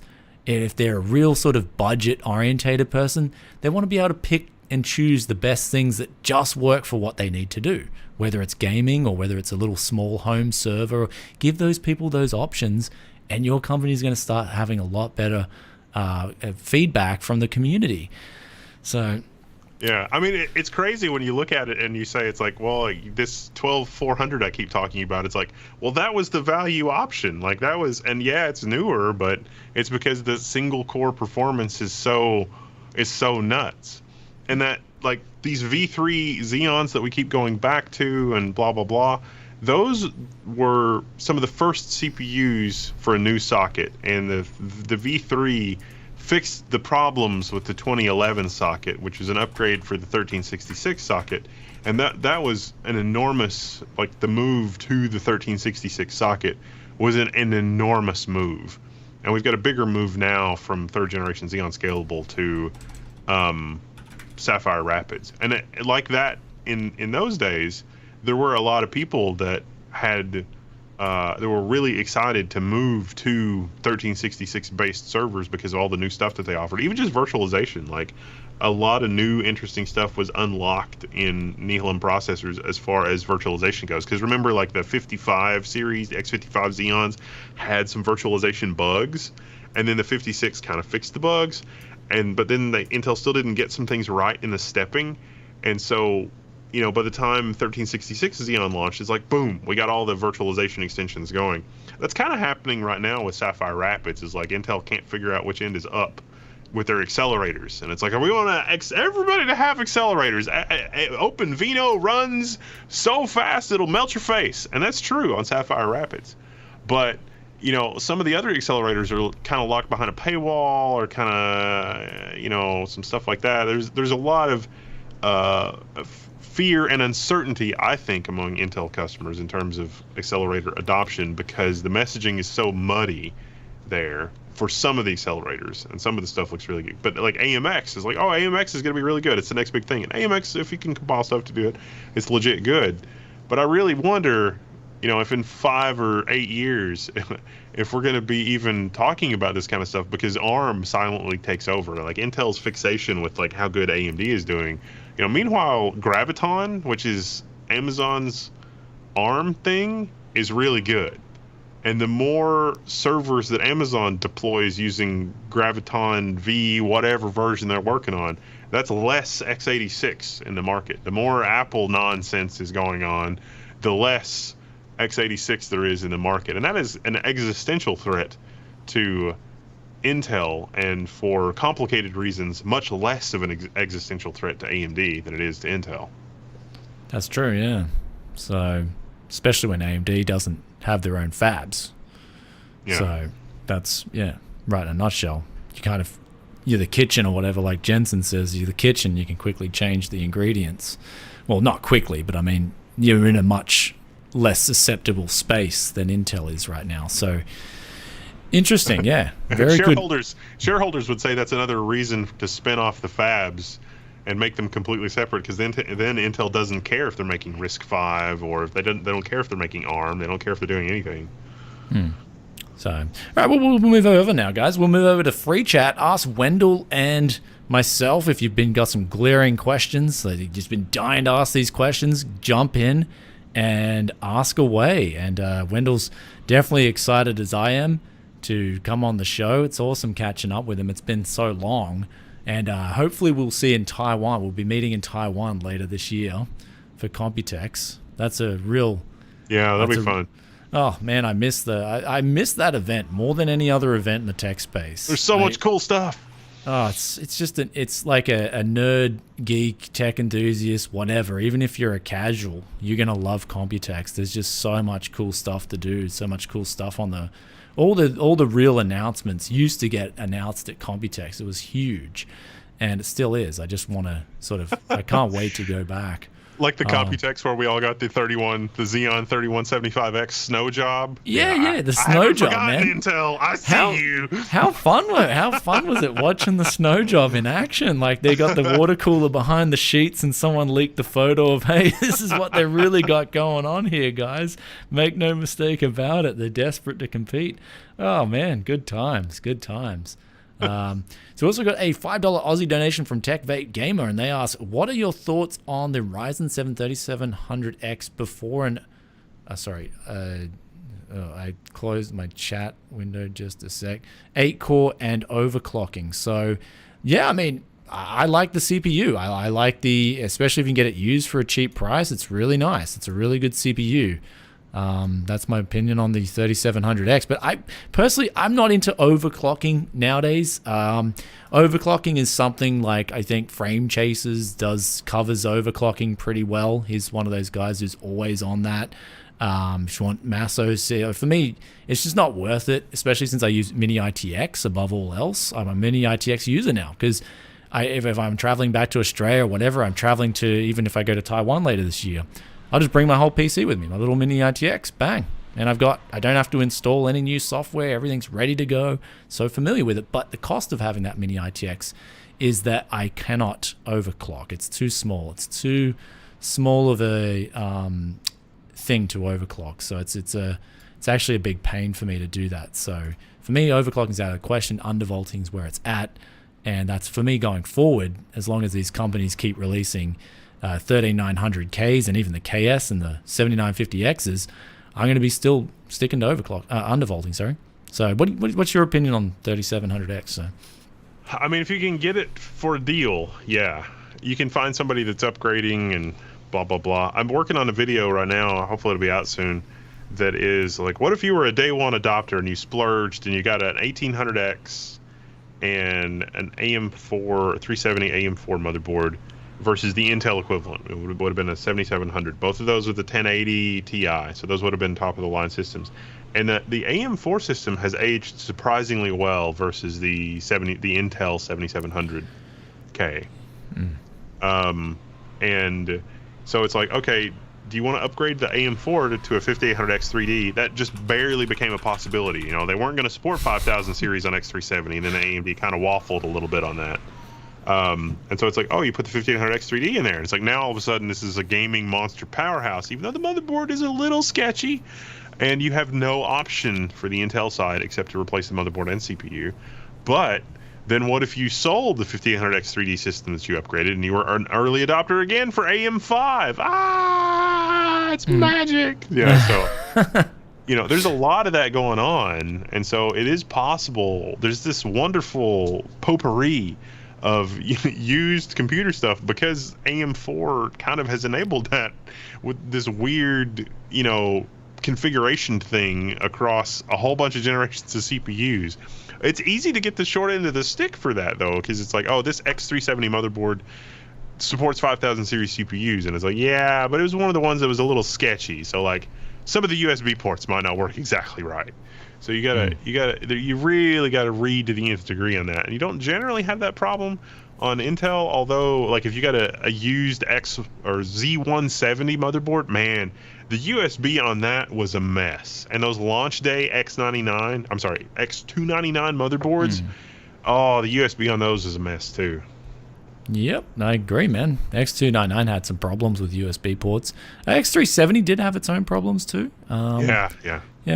I was but I think you're right. Like, I mean, for me personally, though, I've never really recommended the i7-7700. It was what was the point over the 4770? That was just my opinion on it. Oh, you got DDR4, sure, but like, it wasn't that big of big of an upgrade to justify that wasting of all that money on a new platform, new memory, new CPU. It was until the 8700K hit that was a much better option. Yeah. Intel finally added 2 more cores, 4 more threads, and a lot of people wanted that, especially that CPU is still extremely relevant. I'd say X99 would have been your best bet if you were to make a relevant comparison to 1800X. When the X99 and the 5820K launched, very impressive. I actually love X99 for that very reason. I thought the 5820K, even to this date, that's one thing I'm looking into very soon, is the first 6-core. I've actually finally got back from the trip in Australia, and so I've got got this 5820K ready to go. Want to compare it to a 5600, 5500 and see just the performance difference, especially with the mid-range GPU, and it's something I'm going to be focusing on a little bit more instead of going with a 4090. No one's going to be coupling a 5500 with a 4090, right? So it's like, let's take a 3060 Ti, for instance, or something like that, or a 6700 XT, and see the differences between these CPUs and see how well you would have held up staying on X99 all those years, because I thought that was a killer buy, because X99 boards, they came out, at the time they were considered expensive, but in hindsight you could have got a decent X99 board for, was it $140 or? Yeah. And the DDR4, when it first came out, DDR4 wasn't so expensive with quad channel. I've still got my 7980 XE. I think, overall, that my 7980 XE, the 18 core, is it 18 cores? 16 cores? 18 cores? The 7980 XE aged on X299, I think aged really well. And it's not a bad system. You still lose out on the whole instructions per clock compared to modern processors. But I think the W3175X, the 28 core 3647 Xeon, I think that has aged much more poorly, even though it was breathtakingly more expensive than the X299. Also, kind of related to all that, Windows 11, the cutoff is the 87 or the 8600, the 8000 series CPUs. 7700 doesn't support Windows 11, nor does the the 1000 series Zen's 1800X. No Windows 11, but newer CPUs are fine, but not those. Although the X370, I think the software TPM might be bugged on the board that I'm doing my testing on. Okay. So it's like, well, it kind of works, but then it's like, oh, you got to get a hardware TPM for $40, and it's like, well, just get a better motherboard, get like a B450 instead, because that's also like $50. Yeah. So it's like, why is this a thing? Of course, on the older Intel motherboards, you've also got the really terrible management engine bugs, and so it's like, you seem to have experienced a fair share of bugs in your life, man. That's for sure. There was somebody says, I want a dual Xeon CPU for a home lab. What's a good gen to look for on the used? I'll let you answer that. I just got to quickly run to the bathroom, so just 2 seconds. So I really like the dual socket 3647. You got to set up a watch on eBay, but you can get some off-road map Xeons super cheap. And 3647 is, you can put first or second generation Xeon scalable CPUs in that. And those are still good CPUs. There's still a lot of people rocking those. They're pretty well supported by things like VMware and virtualization stuff that you might want to run at home to learn on. Like if you wanted to upgrade to VMware 8, you can do that on those. And older Xeons, VMware either doesn't work or says it's an end-of-life platform and might not work with a future update, blah, blah, blah. I think we were looking before the stream and we saw a couple of 8124M CPUs for $189. I think 2 years ago I did a video, and I think I paid like $300 or $400 for them. They were under $500 each. And those 8124M CPUs, dual 18 cores, that is a fantastic platform to learn on and run a bunch of virtual machines and whatever you want to do. And I really think that you can get some killer deals on that kind of stuff. You got to be careful with those off-road map Xeons, though, because they don't work in every single motherboard. Usually Gigabyte motherboards and ASRock rack motherboards are a good bet. Amazon flooded the market with so many of their off-road map Xeons because they were doing Xeon upgrades a couple of years ago that I think Gigabyte did an extra run of boards just for the people that were looking for 3647 boards. And that worked out really well. We had a lot of posts on the Level 1 forums and a lot of people that bought those formerly Amazon CPUs, and we're really, really happy with them. So look for those. But I wouldn't do socket 2011 at this point. So I did see a question about 5950X and whether they should undervolt it. And definitely, yeah. You can undervolt any CPU, especially its base clocks.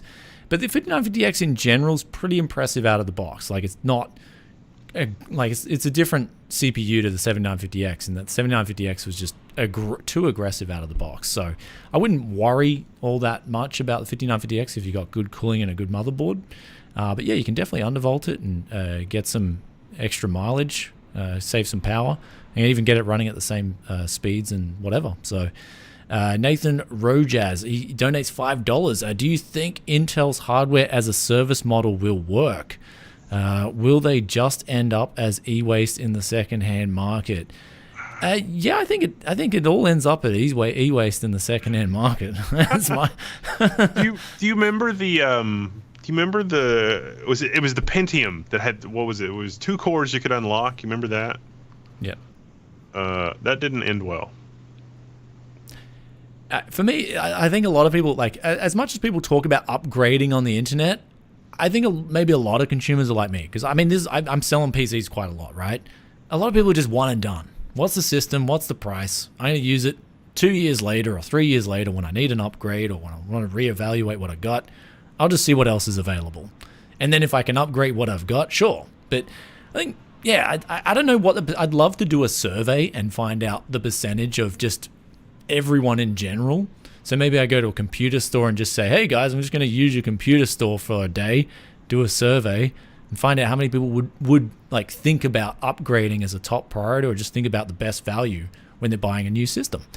And so this is where this service models and unlocking things don't work. And so it's just like people just want to buy whatever they need at the time, get it over and done with, and not have to, I guess, apply any of their mental space to thinking about that stuff again.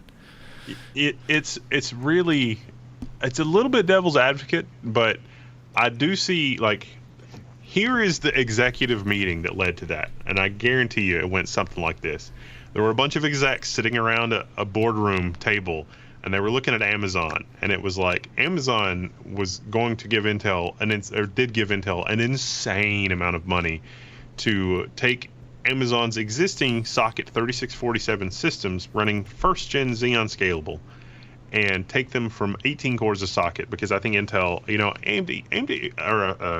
Intel and Amazon will negotiate to like the nth degree, to like micro pennies is the impression that I get. And way back a long time ago, Amazon negotiated with Intel, and they got their dual 18 cores and their dual, the 8124M and a whole bunch of other SKUs.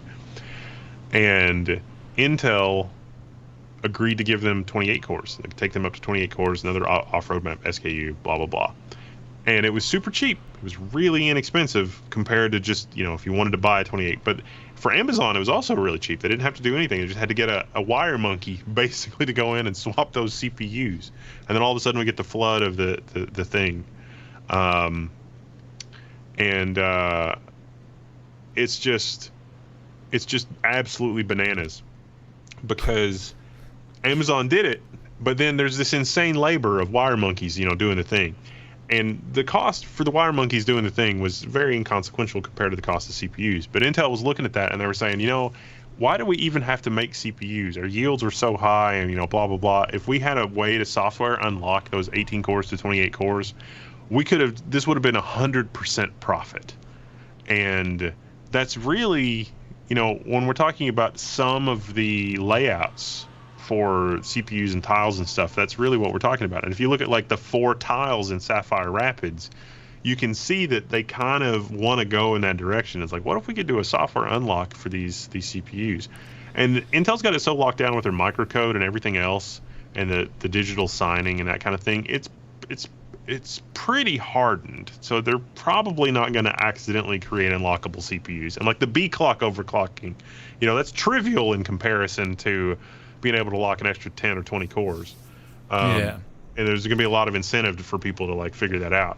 But if Intel could just give you a software unlock and be like, boom, your 18 core CPUs are now 28 cores, Amazon would have liked that. They would have liked to not pay the wire monkeys to do that, because it was more of a logistical headache than it was to just pay somebody to swap the CPUs, because you had to shut the servers down and blah, blah, blah. So Amazon wanted that, and Intel wanted that. And there would be less overall e-waste than the 18 cores versus the 28 cores. So in that way, it's a little paradoxical, because it's like you talk about it in the context of e-waste, and it's like, well, when you think about the whole ecosystem, there actually would have been less e-waste. But at the same time, instinctually, there's something unpalatable about, well, you're gonna sell me the CPU, and I'm gonna take possession of it. I've got a chest of drawers. It's got 3 drawers, but I can only use 2 of them unless I give you an extra $5.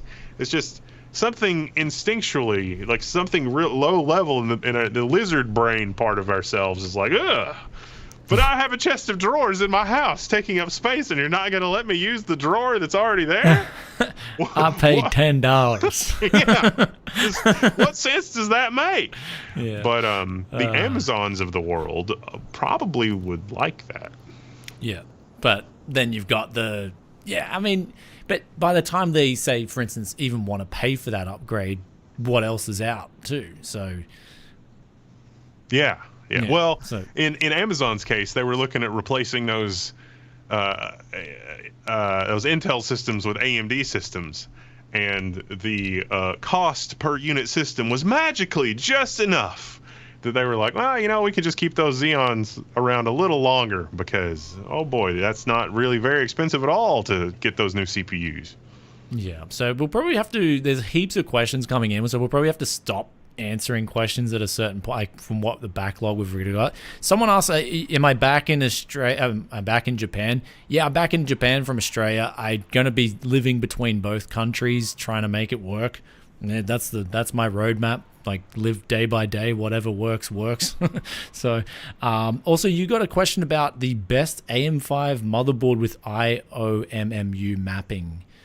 Oh, that's kind of up in the air because of the whole like BIOS versions and grouping. Sorry. Yeah, I mean it's not great because there's not physically a lot of PCIe slots, and so it's like, ugh. It looks like there's going to be some server class, like from ASRock Rack and from Gigabyte that that are the AM5 socket, but are like those more like the AM5 version of like the X470 or the MC13 from Gigabyte. You should check that out. But the bigger versions of those boards will have more slots, and more slots is more better. So that'll be nice. Right now, I think ASRock is leading the pack in general with IOMMU and making sure their I's are dotted and the T's are crossed. The error-correcting DDR5 memory is still a little hit and miss, and I think that's just because there's some missing bits there. Gigabyte's also doing okay. I did a video where I covered two different Gigabyte boards, and there's 2 slots that you have that are one's PCIe 4 and the other one's X2, and they'll work. But the 7950 is a kind of a monster CPU. I mean, 16 cores, matching performance of a 16 plus 8, 13900. Those individual cores they're nice, especially in Linux, because the Linux scheduler, like the whole thread director thing, is still not a great situation in Linux, as good as it could be. And with the 7950X, you don't have to worry about any of that. It just works. But the problem is that these newer boards don't have a lot of PCIe slots, and so IOMMU becomes a little more problematic. The ASRock Live Gamer, because it's set up for that, possibly that add-in PCIe card promontory chipset, which is really cool. It seems like they dotted the I's across the T's on IOMMU a little bit more, probably just because of that add-in card as an option, possibly maybe down the road, than some of the other boards. And it's got a better PCIe slot layout than the Taichi, in my opinion, for IOMMU type usage. But man, it's kind of a wasteland out there in terms of AM5 boards with a lot of slots.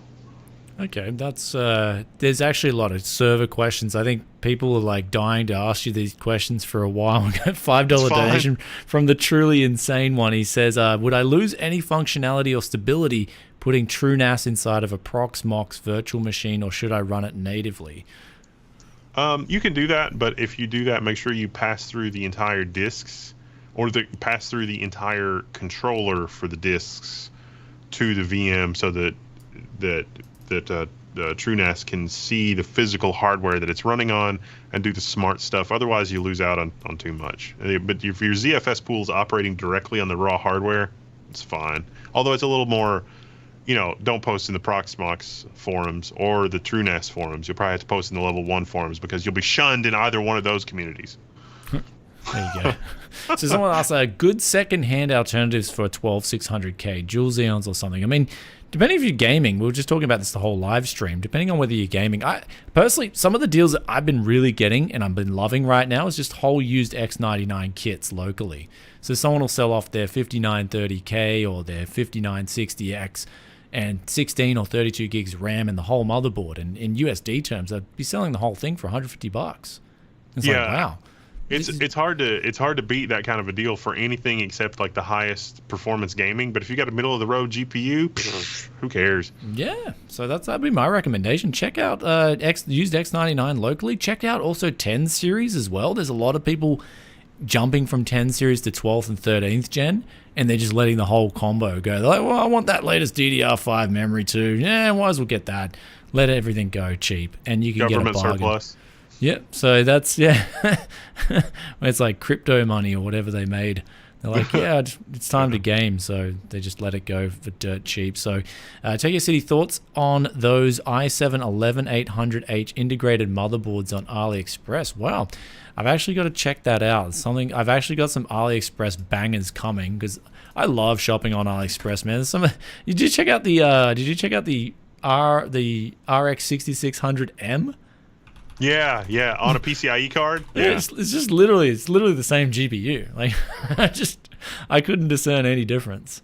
So, but this one's got an integrated. Wow, okay, this is actually something. People have just integrated the mobile chip on a whole motherboard for $220. Yeah, and so no ES, but I wonder what this boosts. You'd have to see what this boosts up to. I'll do a bit of research on this, but this definitely looks like it could be a pretty, I mean, fully loaded 4.2 gigahertz i7 11800H. So there you go.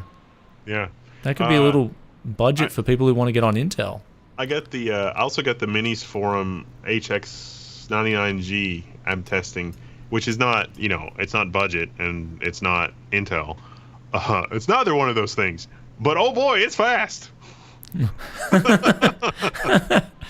No, this looks really good. This mobile chip, 8 cores, 16 threads, and it's got integrated graphics. It's got, I mean, from the surface, it looks really good. I can see why people are sort of harping on about it. So yeah, I'll definitely, thanks for the recommendation on this. I'll check this one out. That looks actually incredibly good. Like, it could be a good option for people who even want to flip PCs and want that i7 in their listing.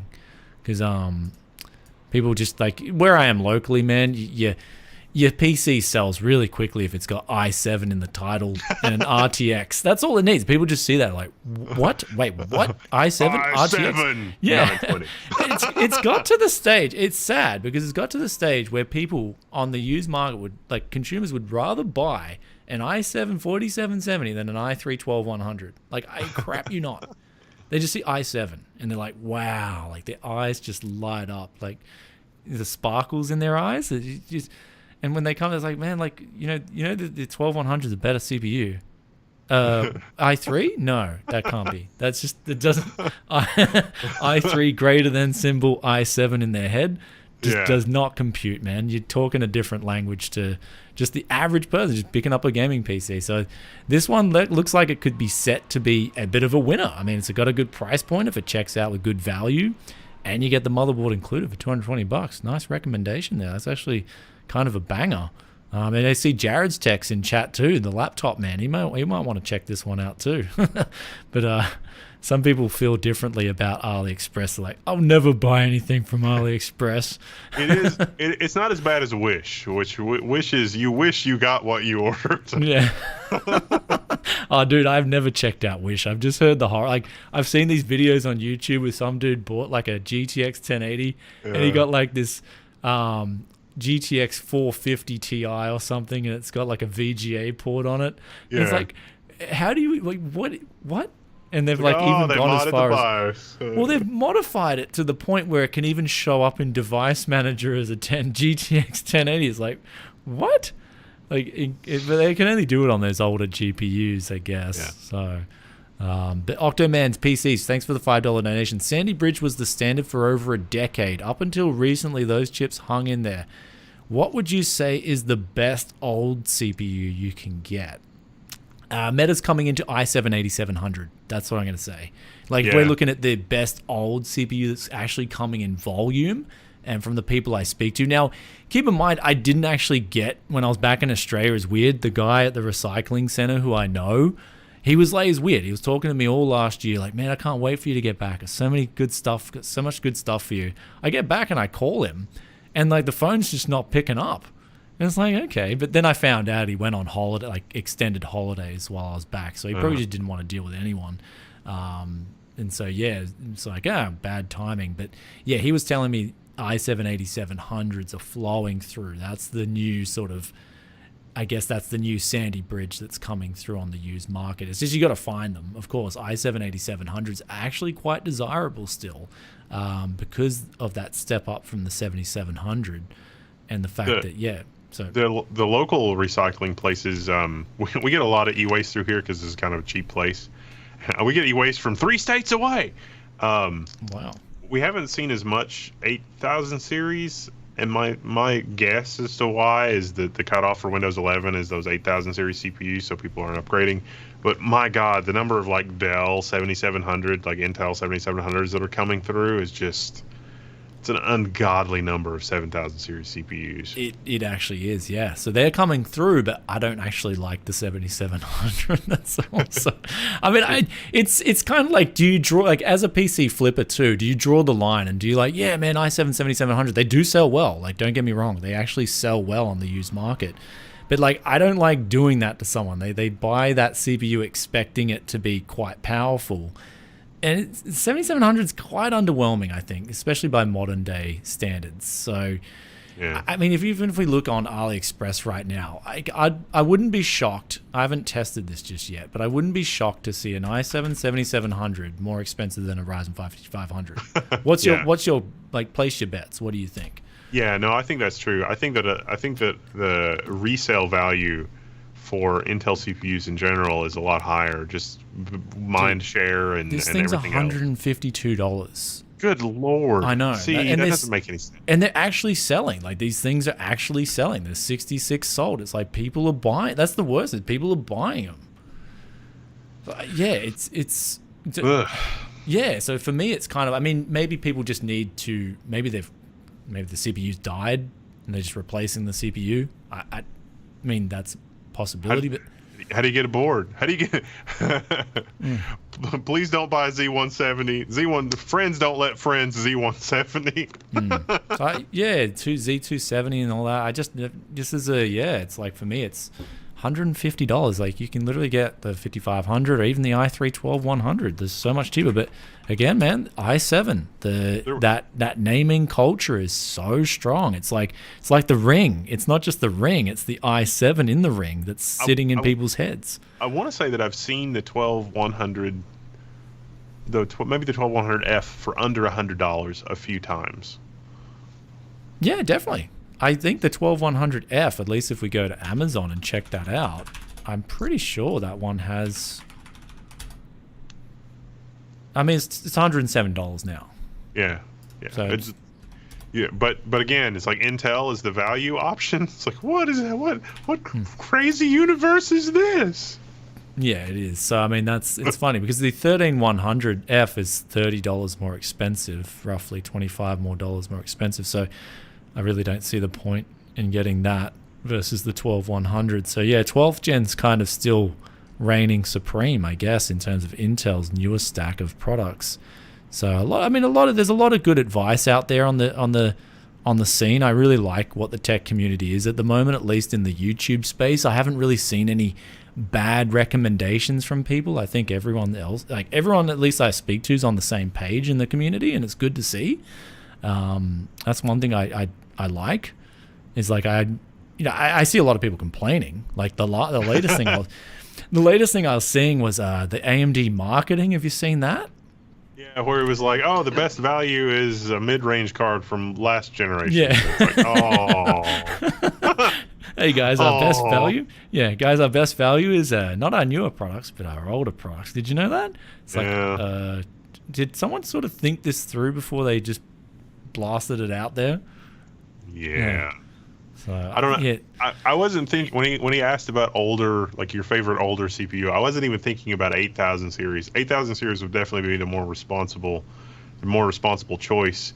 I was limiting myself to only like Xeon class machines, and I was thinking, the 2699 V3, because it's got to be the V3, obviously, right? Yeah. But the 2699 V3, if you got a pair of those in there was the Asus motherboard with the unlocked BIOS. You could run those at like 4 gigahertz all day long. And they're dirt cheap. It was so good. Yeah. They're still, I mean, you can get, 18 cores, 36 threads. You can get a 36 core, 72 threaded beast. I don't think I would do that in 2023, but for a while, they were really good. And like I say, I really like my 7980 XE system. But, some of these older, like even this is just, I don't know.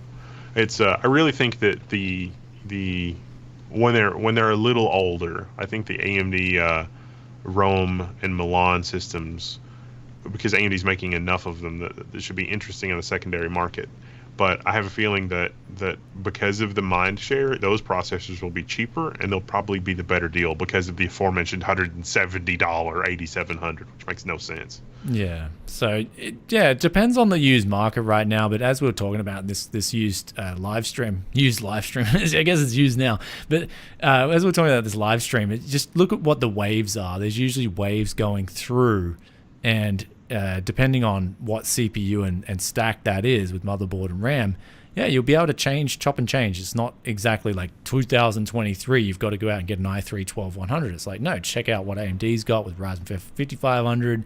Check out the V3s on AliExpress. Just see what's rocking, and you'll jump across. But I think a lot of people just like the Xeon culture because I guess I did a huge amount of coverage on it, and it was so good for so long. And I think that people want to keep that going. I want to keep it going too. I absolutely love Xeons. I was using a Xeon in my main rig for quite a while. Me too. Yeah. And they were phenomenal. And it's just like Intel needs to get back to that culture of, bringing back options. There's no harm in it. Like, we're like literally, even within the PC gaming community, guys like us would be like 1 or 2% max of this population. So, yeah. In college, I put together a dual Celeron 300A with an 8-bit. I think it was an 8-bit BP6, and I've like the joy of using a computer that felt like I was getting so much free performance. Nothing has ever peaked that high because, first of all, your processor was supposed to be 300 megahertz, and it was cheap because it was a Celeron. Yeah. But the Celeron 300A had a tiny little bit of cache, so it wasn't complete garbage. But then there was a hack on that motherboard so that you could, you had to put a little thing on the processor because Intel disabled the pin that lets you run the processor in a dual socket configuration. Like dual socket Celerons, what universe does that make sense? But you could use some conductive ink and re-enable it, and then you could run two Celeron 300A CPUs in one motherboard. It's like, okay, that's cool. You go from single to dual processor. It's twice as fast. And let me tell you, using a dual processor system when everybody else was on a single processor system, was like single core to dual core, years before that was even a thing. Oh my gosh, that was insane by itself. So you were just light years, you were light years ahead. but then you could run the scrappy little Celeron 300 at 450 megahertz. So from 300 to 450 in terms of overclock percentage, that has never been paralleled. And you might have to give it a tiny little bit more voltage, but the motherboard will do that for you. And that was incredible. That system was just I can't even believe, because you would know people that had the really expensive, a dual P2 or a dual P3 450. I guess a dual P3 450 at that time. And so he's like, here I am with my plucky little system, and then here's day job counterpart that is rocking a system that costs thousands upon thousands of dollars more. And it was like, oh, my system is basically the same as yours in terms of performance. And I paid a tiny fraction of the amount of money. And it just had to, all it took was a conductive pen and a little patience. And those days are gone. Yeah, those days are history. And that's the sad thing about it. Those days are just history. And it's like, well, that was so much fun. The conversations that came out, even now, the conversations that are coming out of it, it's just, it's like, bring that back, Intel. We're only a small portion of the market too. And then when it comes to recommendations, it's like, well, whichever company's given us the best value, we're going to be like, well, probably that's the rest of their stack too. Just go buy that brand. So it's that's where the enthusiast recommendation becomes so strong. So it's like, well, if you don't want to be hacking up and changing things and all that, well, then they've got this option for you. So you could. There was a way to also there was 366 CPUs, a 366A, and about half the 366s you could get to run at 500 or something crazy like that. But that took a little bit more exotic cooling, and that was a little bit more than that 8-bit motherboard could handle, because it was really hard on the capacitors. Eventually you'd have to solder in bigger capacitors onto the motherboard. Well, that was the difference between 3 versus 3 big game hunters in Brood War, with smooth carrier footage versus lag. So it's versus the choppy interceptors on your screen. Yeah. So Yeah. oh man, those are the days, eh? Those are the days. I tell you what would make me as excited, and that is if some random person figured out how to unlock all those cores in the tiles in the new CPUs. It's like, oh, my 8-core, $12 Sapphire Rapids CPU is now 88 cores. Yeah, that would be fun. It'll never happen in this universe. That's for sure. Probably not. So no. So the board of directors, no, like free performance, absolutely not. And so that's not going to happen. You got to think that AMD is thinking the same thing too. It's like if we got all these chiplets on here, they're F CPUs that have all of the chiplets, so that they have all the cache, so that everything runs fast. You got to know that it's like, well, we just it's not that we had that many chiplets that only only one of the cores out of 8 on the chiplet actually worked. We just turned them off. And it's like, well, can we turn them back on? Is there a way to unlock those? Because you get the 8-core CPU with all the cache, which is still expensive, but then you turn it on, and it's like, oh, this is running way outside spec, and it's like, I don't care, I'm a bandit. Actually, I was going to ask you, what's your thoughts on the upcoming X3Ds? Have you had much experience with the 5800 X3D or? Yeah, the 58. Yeah, if you can just run things from cache, that's like the best thing ever. So the 5800 X3D is basically unmatched.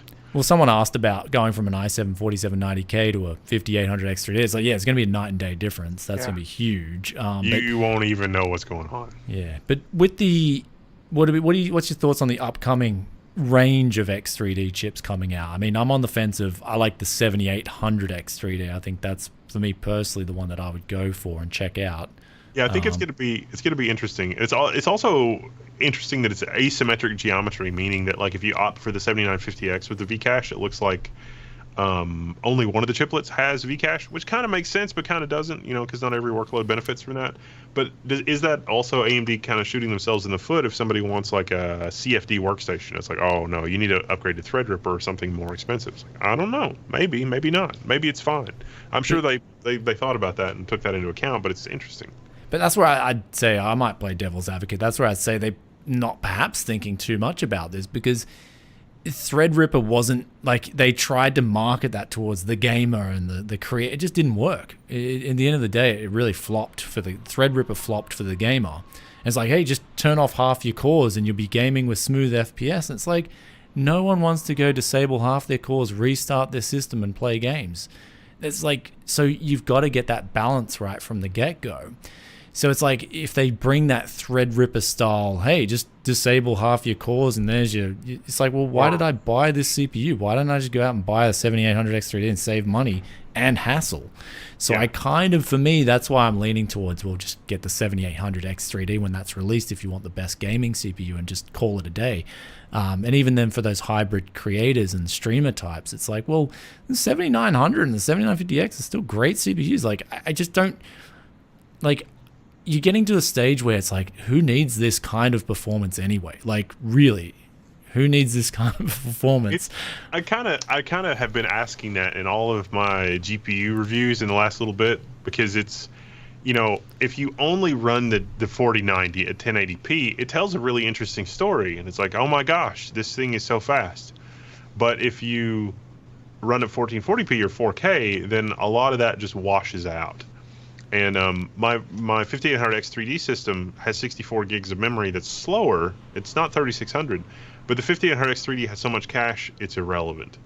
And one of the things I run into with the 7950X is that 128 gigs of memory is significantly slower than 64 gigs of memory on DDR5. Time. Yes, I saw that firsthand, man. I couldn't even boot the system up sometimes. It was pretty unstable. The giant cache of the 7950X, I think, is going to make that go away.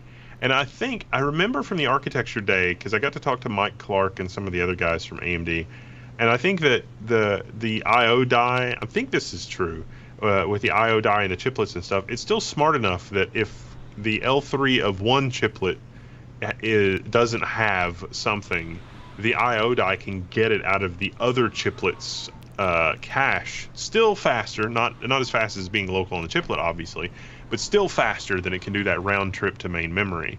So it's possible that we will still see a significant performance benefit on the non-Vcache chiplet just because it doesn't have to go to system memory, which I think is interesting and will be some. I want to test that. I want to, like, what does that actually do? But yeah, I think for most gamers, it's going to be easier for Windows to deal with because you can't trust Windows. Yeah. It's going to be easier for Windows to deal with than everything else to just run with the 8 cores. So you get the 8 cores, you get the really high clock speed, you get the giant cache, you got probably tolerance for 128 gigs of memory with no real performance penalty. And so that will probably make up a lot of the ground that Intel currently has with scenarios like the RTX 4090 running at 1080p, which I question is a realistic scenario anyway. No, that's what I mean. I completely agree with that. That's where it shines. That's where those CPUs shine too. You've given another case example of where the X3D chips sort of shine as well with the higher memory configurations. But that being said, I have noticed that, like, for instance, the 13900K is much more, its IMC is much more friendlier with higher memory speeds on 128 gigabytes. Like, it's actually a very sizable difference, and you'll notice that if you go up to the 128 gigabytes realm. Also, we've also got there's 2 donations as well from Eli Easy, $5. He asked, my build is an E5 1650V4 with an HP Z440 that has a 5700 XT and 30 gigabytes of RAM and a 512 gigabyte SSD for $300. It needs more recognition on how good these can get. Yeah, so that's good. It's extremely good if you picked up the V4 and the whole system with the RAM. In its case, it's got the power supply with it. Definitely, if you can pick those up. I find if you look on eBay, however, I find it's going to be I'm always looking for that stuff locally. I have not come into that. I haven't even come into a Z440 with that kind of modern. Like, I think V3 was the max I came into, and I probably picked it up for a similar price. But the V4 is obviously, the 1650 V4 is a better deal. The Z440, I'll just quickly check how much they go for. Say, for instance, what they would go for. So, I mean, wow, on eBay, they're $218 for the whole system. Like, wow, I think that's insanely cheap. Now, that's with an SSD, that's with everything. Yeah, some of those, the Dell Optiplexes with like the 7700 and 256 gig SSD and either 8 or 16 gigs of RAM is like $60.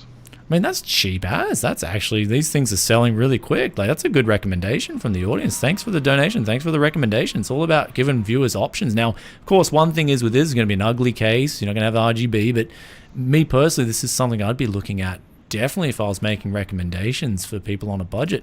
Grab that graphics card because it's going to have a good power supply in it. The good thing about these workstations is that they got really good power supplies in them. Really good. You got to be careful, though, because sometimes if you get the bare bones config from HP, they give you the 230 watt power supply. And it's just like, Yeah, I wonder if they'd list the power supply in this, but usually if it's got the 1650 V4, it should be okay. Yeah. You should be able to get away with that. 525 watt, and that's a true 525 watts. So the spec that the Eli's spec'd out, that's really good. So ignore the shipping. I'm just coming from Australia. $1,400 shipping is obviously going to be a deal breaker there. But he's even got the Fortnite picture on front of his Z440. This guy, look, I'm going to give this seller props. He knows how to sell these HP systems. Yeah. Like, don't show the case by itself. Just add in a Fortnite guy pointing to the PC. Then the other guy, like, this is for Fortnite. Okay, sweet. Just add in a GPU, and that's actually a really good deal. Thanks for the viewers for sharing that kind of stuff. If I was in America, I'd be ordering one of these off eBay and doing a video on it. That's just so cool. And then trying to flip it and see if I could even churn a bit of a profit on that. That's cool as. That's really good. Yeah. Also got a donation here from JMort66. Picked up a 5800X3D open box for $240. Yeah, that's an insane deal.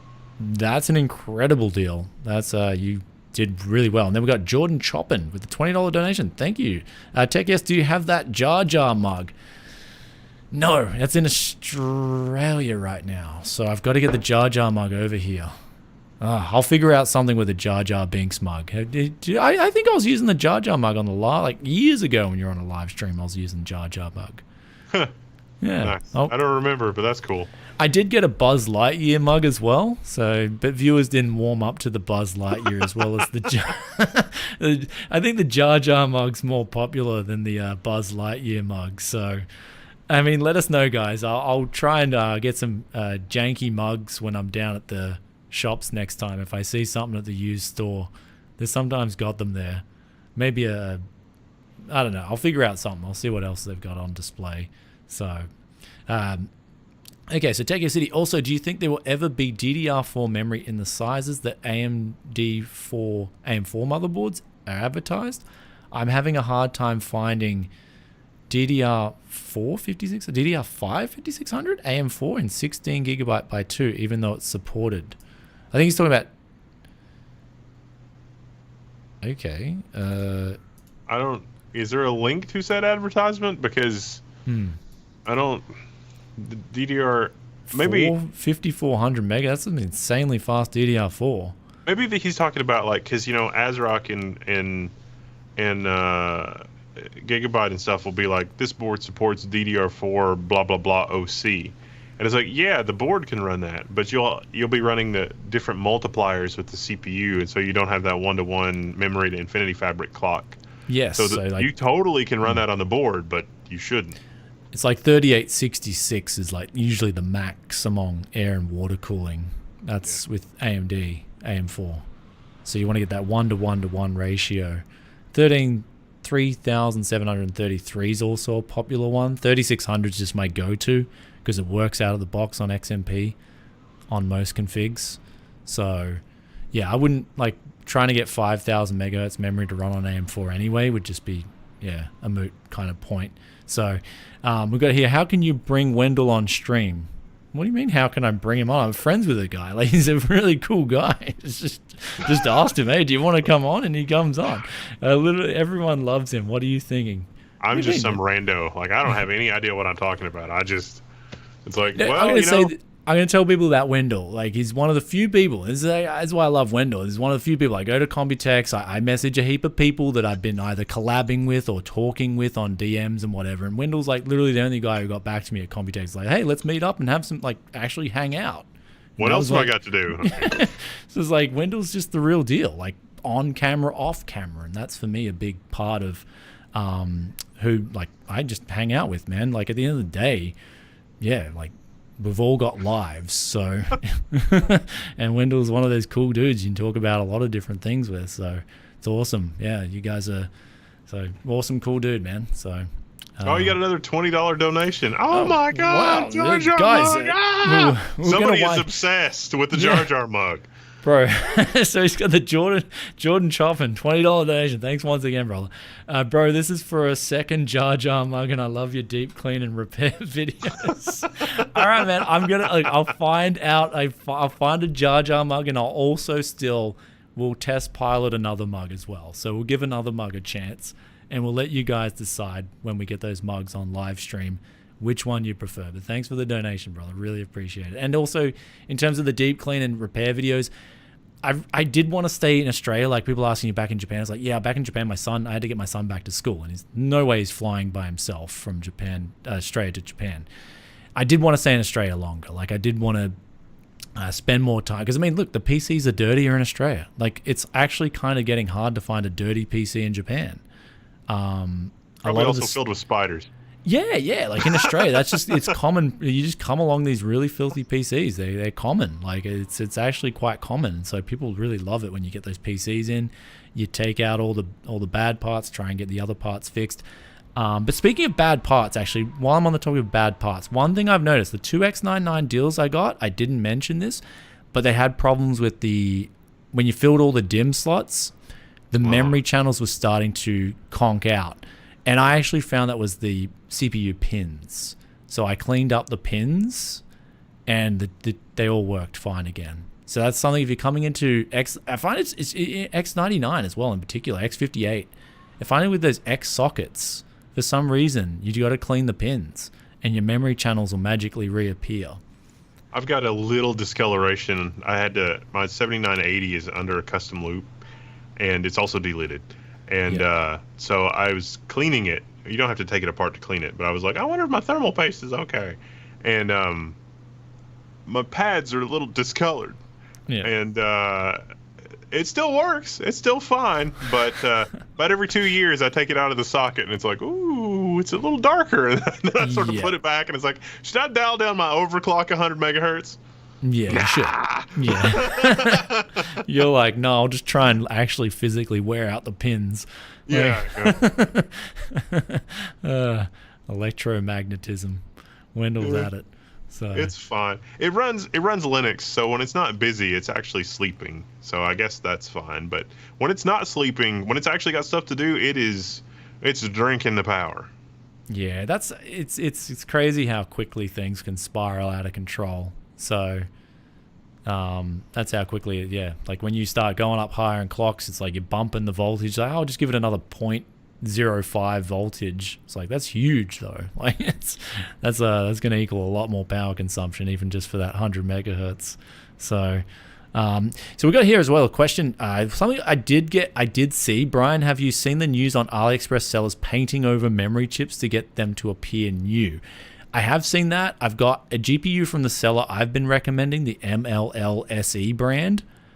I've bought one of their new GPUs as well as I bought their new GPU, and I'm going to inspect that because that brand at least looked legit to me, and they were being honest with their used listings. They were being honest with their new listings. I've got to look into that further, which brands were doing that. And then it's a really dirty practice. I mean, selling something as new when you know it's used, it's like, this has been mining for 12 years, and I've transplanted all of the stuff. Oh. Yeah, especially if it's, a GTX 1660 Super or an RX 580, especially an RX 480 or 580. It's like, yeah, they've possibly seen 2 full rounds of mining. You definitely want to know, even if they've been treated well. They've been on 24/7 just getting hammered. And it's something you want to know before you buy it, especially since they mine with a lot of the mediocre cards, not the higher end ones like the Strixes and whatnot. They're mining with just the budget basement models. So yeah, that's something that does concern me. So I will be looking into that. So Mike Broswone asks, how about some GPU news that would sink in? GPU news. So if you got any GPU news, and actually I was going to tie this in like with 2023 as well. I want to know what your predictions are, what you're looking forward to, and we'll talk about a little bit of GPU news before we get on out of here too. So Wendell, tell us what you're excited for in 2023, and I really would like to see a reasonable $350-ish card. I think gamers would be like, "What have you done? This is amazing." I noticed that the 6600 XT has popped up for availability and then disappeared again at around the $320, $330 mark. Like, it'll go in stock and it's like, "Ooh," and then by the time I get to look at it, it's like, "Oh, it's out of stock." So I guess maybe some 6000 series stuff is being made, and then you see these little weird motherboards popping up where it's like it's got a 6600M integrated, which is kind of neat. It is kind of telling though that for a lot of gamers, that 6600 class GPU is really all they need. I think that's fun and exciting, but supply constraints and manufacturing and like whatever the impetus here is not fabulous. But yeah. I mean, me personally, I'm looking at RTX 4060. A lot of eyes will be on that. RX 7800 as well. I think these are the GPUs people will be very excited for. It's like, but AMD and NVIDIA need to hurry up and release these because, again, consumers have price thresholds, man. They don't, like, even if you've got your flashy RTX 4070 Ti available, people just don't want to spend it based on the dollar value. It doesn't matter how good the price performance could be. It's like, well, pushing someone from say for instance $300-400 up to $800, it's impossible. On our forum, I want to say that there were a lot of people that were really happy with the deals that they got on like the 6750, 6700, 6800, 6850, 6900. They were probably mining cards, but honestly, they didn't care. And they were in the like $500-ish range. Oh, the RX 6700 XT was one of my favorite off the used market. Yeah. Really good card, really capable. Because a lot of the Yeah. times, a lot of the brands also, one thing I haven't talked about, a lot of the brands would use the 6800 cooler, just copy pasta, bang, straight on. And it's like, well, you're getting a better cooling solution. And when the miners used it, it kept the cards really low temperatures. So that was actually a really good card, not just in terms of what it was going for, under $300. RTX 3060 Ti, extremely undervalued as well. Because mainly the RTX 3060 with its 12 gigabytes of VRAM was taking the spotlight from that card. And that's another really good buy. They're probably my two favorite on the used market in terms of newish cards that are extremely relevant. But looking forward, I think NVIDIA really needs to get AMD as well. They need to get those mid-range cards out at those better price points, because in the meantime, they're literally just losing a lot of sales to the used market. Like a tremendous amount of sales. But not just that, I've noticed this time around, I was expecting, I think a lot of people in Australia, at least when I go back to Australia, me and a lot of guys were talking, a lot of people were expecting these flood mining deals. Like I was expecting more actually. And what I got was, I got a lot of lower end cards. GTX 1660 Supers were coming in, RX 6600s. A lot of those were actually flooding the market pretty well, like healthy prices, great prices.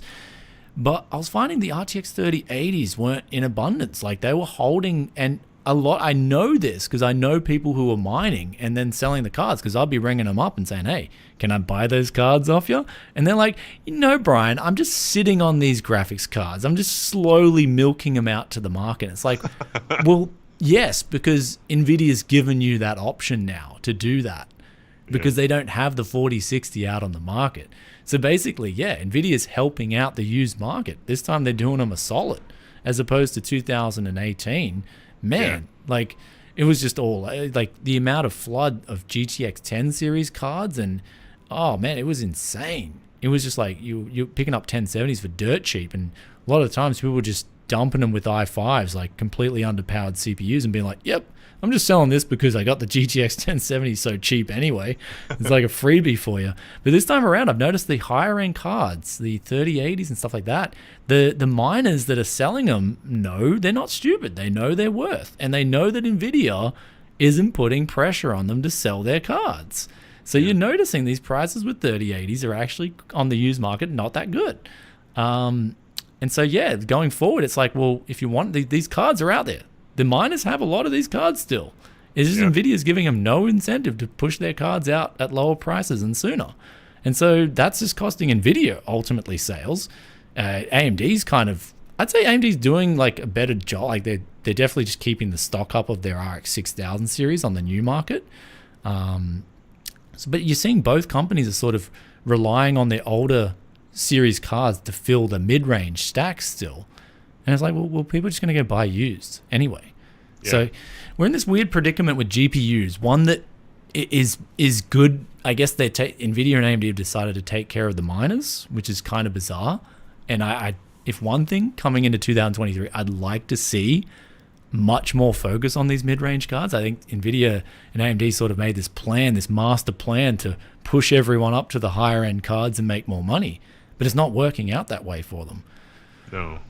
So we've also got Intel that's kind of nipping on their heels a little bit. Arc is genuinely a very impressive card for how far it has come in such short order. It's got a lot of bugs, but it's got a lot less bugs today than it did 6 months ago.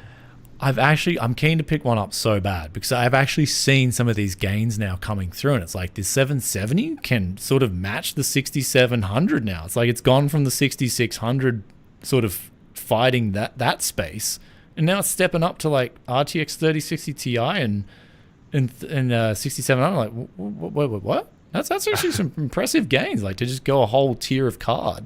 I don't think that NVIDIA's got anything to worry about there, but I do think that that's sort of some pea in AMD's Cheerios with regard to these GPUs, because while the 3080s and the 3070s and and those GPUs will hold their value. I think that the AMD counterparts, even in the mining scenarios, I think those have held their value a little less, and or the miners are more motivated to sell those maybe, and ARC is only going to compound that further.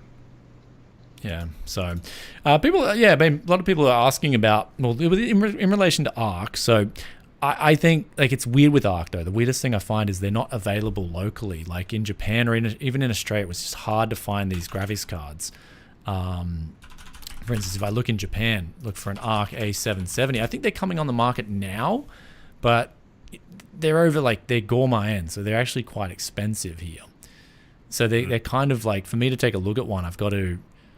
I want it to be at a better price point. So when you get a 3060 Ti for a little bit more, that's where people are going to push up and get the 3060 Ti or get the AMD card, the 6700 XT. But in terms of NVIDIA, I mean, yeah, like looking at their like all the cards, top 10 are NVIDIA, well, except for the 7900 XT that's made 5th place in Japan. So yeah, you just got an NVIDIA domination station in Japan here for sales. Also, another $20 donation. Thank you so much, Kevin. Thank you so much for the $20 donation. Agreed. Local sellers here in California just won't budge on 3080 or 3090s. Still way too high here. Cheers to both. So, yep. Thanks for that donation. Cheers to Wendell. Yeah, that's what I'm noticing locally. Like the Nvidia's just given the miners an out this time. They decided for some whatever reason they'd take care of the miners selling their cards. So it's sort of, it'll play out in their balance sheet and their revenues, man. And then like, even if we look at AMD's revenue, right, this will sort of already show that the client, right, the gaming side of things is down. It's actually down, I think, more than expected. And it's like, well, these are these decisions they make. You'll find NVIDIA will probably be in the same ship when their revenue data gets released. So it's like, well, that's why. I mean, maybe they want to employ Tech Yes City as an advisor or something. I'll do third-party advising for your company. I don't care. I mean, who you guys got employed there at the moment sort of doing your forecasting? It's actually quite worrisome in some ways because it's almost like these people are speaking to themselves and they're in a different market. They're not in the market of the average gamer. They don't know what the average gamer needs or wants.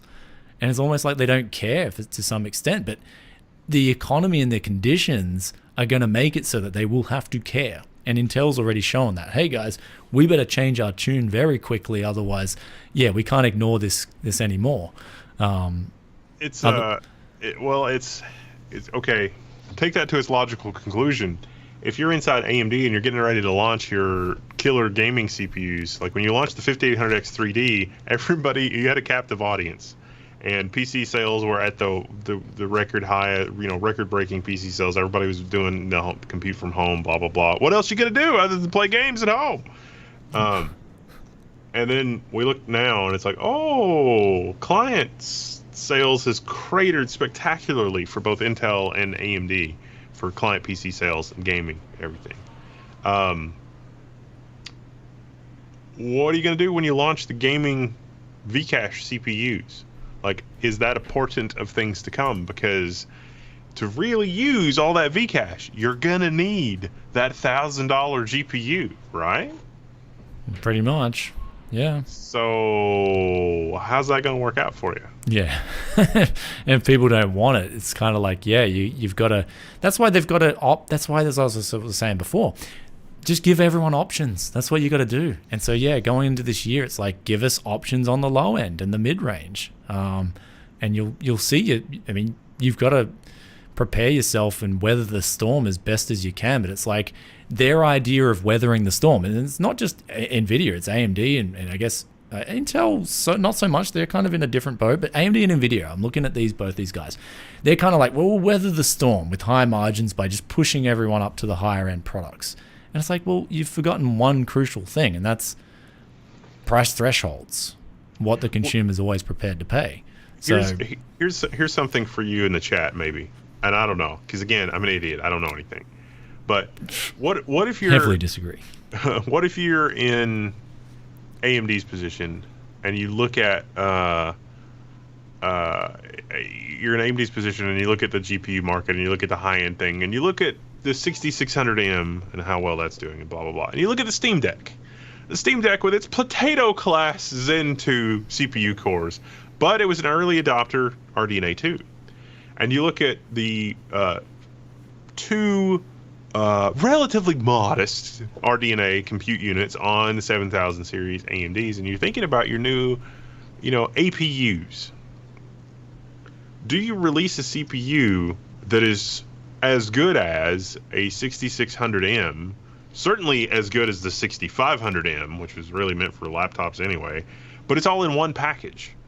Could you charge more for that? Would that be a way to sort of wake up or capture the doldrums here, and also simultaneously cut the legs out from underneath Intel? Like, if you force Intel into a position where they have to do an A770 or better GPU because everything else is potato class compared to the AMD APU option, does that disrupt things? And does that sort of is that the options, giving the consumer options thing that you're kind of talking about? Is like, you don't have to have a 6600, you just do that. Yeah, but I mean, at the end of the day, I think they need to at least try and experiment. And I mean, worst comes to worst, the revenue's still going to be fine for that particular product. It's not that they're going to lose money on it. So they need to definitely try and I guess try new things. But yeah, ultimately giving people more options in the space. I guess the consumer is more money conscious than they've ever been. I'd say even in the last 10 years. Since the great financial crash in 2008, I'd say since that was definitely a time when prices came down in tech. Since then, I think we're going through a similar phase, and it's one of those things. Well, how do you differentiate yourself from the competitor? Well, give more options, give people more budget-friendly price points too, especially. I think that would just be. Yeah, no, I think Intel is headed that way too, but with tiles, and Intel hasn't figured out a way to do tiles cheap enough for the consumer to make that make sense. Because those four tiles on Sapphire Rapids, I gather that it just feels like an expensive process. I don't know, maybe it's really cheap for them, but it just feels like it's overly complicated. And whereas AMD is like, oh yeah, we got this organic substrate and blah blah blah, and the GPUs, the AMD GPUs, we're talking about picojoules per watt, which is pretty awesome. So I think they need the secret ingredient. You know what that is? Glue. We're not huffing the glue. We're using it in the CPUs. Yeah. Anyway, so we got a donation here, $1.99 from Silver. Two of the few legends out there, much respect. Thank you for the donation. I'll pass some of that on to Wendell as well. And Tinkle Lettuce McGee, he says, is Beyerdynamic a brand that has any footing in Japan? We're talking about the audio brand, Beyerdynamics. In Japan, Audio Technica's killing it. It's a Japanese home brand. And for me personally, when I'm in Japan, I only look at Audio Technica. That's for me. I've tried Beyerdynamic; they're great. Audio Technica is great, but in Japan, Audio Technica is offering better value because that's their home advantage. So, I'd say Beyerdynamic's not as popular, anywhere near as popular as Audio Technica. I can check right now for you live. Yeah, Beyerdynamic. We can just check on what their headphones are, and see if you look at the rankings here. We'll check the, wow, it doesn't even come up on, they're just, I can't even, they're so far down the list that it's not even bringing up the rankings on the list for headphones. But Bose, okay, Bose, Sony again, your home brand here, Sony, Apple, Bose, Sony. Wow, even Audio Technica's not doing so well here too. So it's Sony, Bose, and Apple. And then some other brands coming in the mix there. But that's not for headphones. Usually it's, yeah. I'm not the person to ask about audio anything. Yeah. I used to delve into audio quite hard. For me personally, if you're looking for the headphones I got right now, easily the best value for money you'll spend on balanced headphones. If you're gaming especially, they're the AD500Xs. In Japan, they're dirt cheap. They're $50. This is the headphones I use. Really long cable. I think they're 50 something mil, 52 mil drivers even. They're insanely warm too. They're not going to smash your ears with treble. So really warm, really just awesome bass for an open back headphone. And I think it's really hard to compete with these headphones in Japan. I even got these on sale for cheaper back when I first got here. I was like, yep, that's me. Like I got them for like $40. I'm like, yep, that's me done for headphones. And they work with obviously budget outfits as well. So with audio, if you thought a flagship CPU, you weren't getting your money back. Oh, audio is just like 10x not getting your money back. I drove it off the lot, and now they want more money. Yeah. Well, it's like I owe them more money. Oh, you can spend $4,000 on a pair of headphones, and you're going to literally get like a 5% or maybe 10%, just depending on. I mean, it depends on your ears as well. It depends on the user as well. But for me, these headphones are just it. Like after this, there's not much to be gained from audio. And in terms of value, there's definitely not much to be gained. So for me, I've always loved sticking around that $100 price point for audio gear. Even my mic, the mic that I use for these live streams is like, I picked it up on a used bargain with a audio interface. And actually we compared it to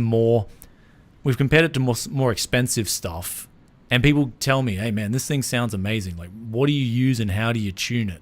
And I'm like, well, I did a whole video on it, so it's on the channel. So, and Tickleitis McGee, he's donated another $20. He appreciated the advice. So, thank you. This was an audio question. You picked up on it right straight away. So yeah, no worries. I did go down a tangent in the past on audio, extremely in depth, and I wanted to explore the whole audiophile world, and in the end I came to the conclusion $100 is good enough, just like CPUs. Yeah. And Tickleitis has literally paid for these headphones on this live. Like, thank you so much. He's literally just said, hey, here's free audio for you, Brian. Like, that's we'll get Wendell a pair of I'll give them to him at Taiwan 8500Xs. I'll give you a pair as a present, okay? Okay. There you go. Thanks. And then his life will be changed. He'll be so much happier on live streams instead of using his are they Apple iBuds? Yeah, they came with something. I don't know. I just I had these laying around the office because it wasn't good to try to do live streams not with headphones, and these are the least obtrusive headphones that I had. Yeah. So, I mean, yeah, audio is so crazy. It's one of those fields where it's such a hard thing. As opposed to tech, we can judge things on like actual metrics, like on, like we can get the data subset and say, hey, this is definitively better than this product. It's got better power consumption. It's got better performance. It's got a better this and that and this and that. Audio is just a one subjective mush pile of, hey, what does this guy think sounds better? So, and even sometimes you can get guys who like distortion, believe it or not. Like, I've actually met one guy who likes distortion. I'm like, man, when that tinnitus when that tinnitus creeps up on you, brother, I don't want to hear about the complaints. That's all. Like, yeah, a bit of distortion's good. I'm like, no. Distortion is a big no-no. I think any audiophile will probably agree on that one. So, man. But anyway, yeah. So, guys, I think Wendell's, we've done how long's this live stream been? It's been huge. Sorry. It's all good.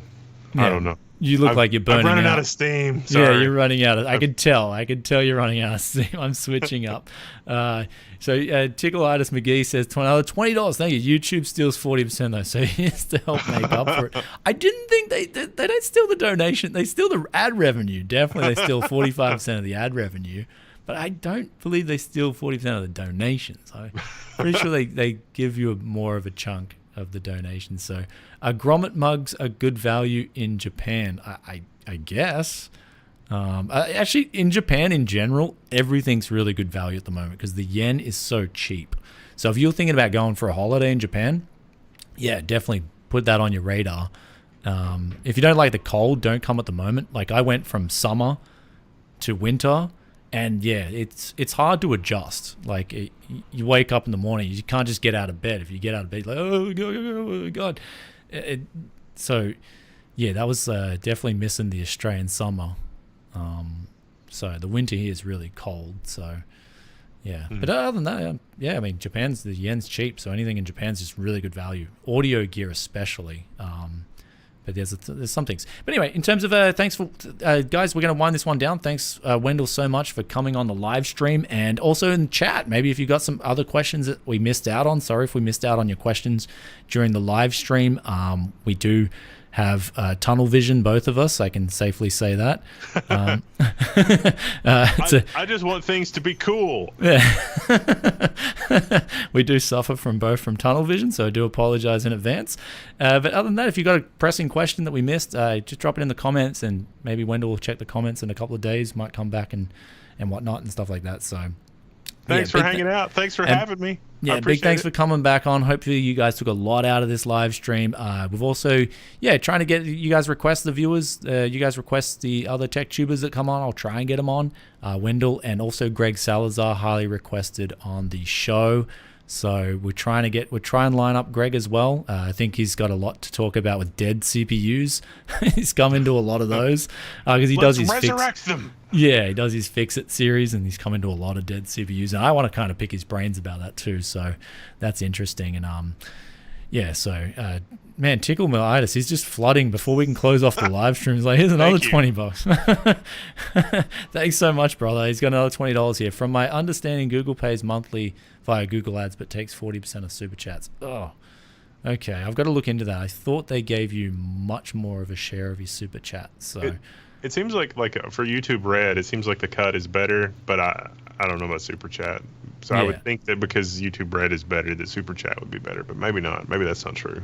I thought it was I'll research and I'll let you guys know in the next live stream or update. So there we have it, guys. Anyhow, guys, if you got questions from here on, please ask them in the comments section. Because we got Wendell's. Is it like near midnight for you? Yep. Okay, I turn into a pumpkin at midnight, or he's got to get to sleep or something. Yeah, he's got to get to bed. So thanks so much for coming on, and it's always been a pleasure. And good night. Look forward to chatting. Yeah, looking forward to bringing you on like more and more often. Like 3 years has been too much. That's for sure. I'm a shut-in. Yeah, it's like COVID definitely was like it's like this black hole for me in terms of life. So I just buried myself and didn't want to think about a whole lot of things. But now it's kind of like, the black hole's sort of exploding and things are coming back to normal. So, yeah. Anyway, well, good night. Yeah, good night, guys. So thanks so much for coming on, man, and appreciate everything. So we'll catch you guys in the next one. Do you want to do the peace out for now? Bye? Goodbye. Oh, yeah. Peace out for now. Peace out for now. Bye. Goodbye. All right. See you. Bye. All right, so that should be ended. I think that's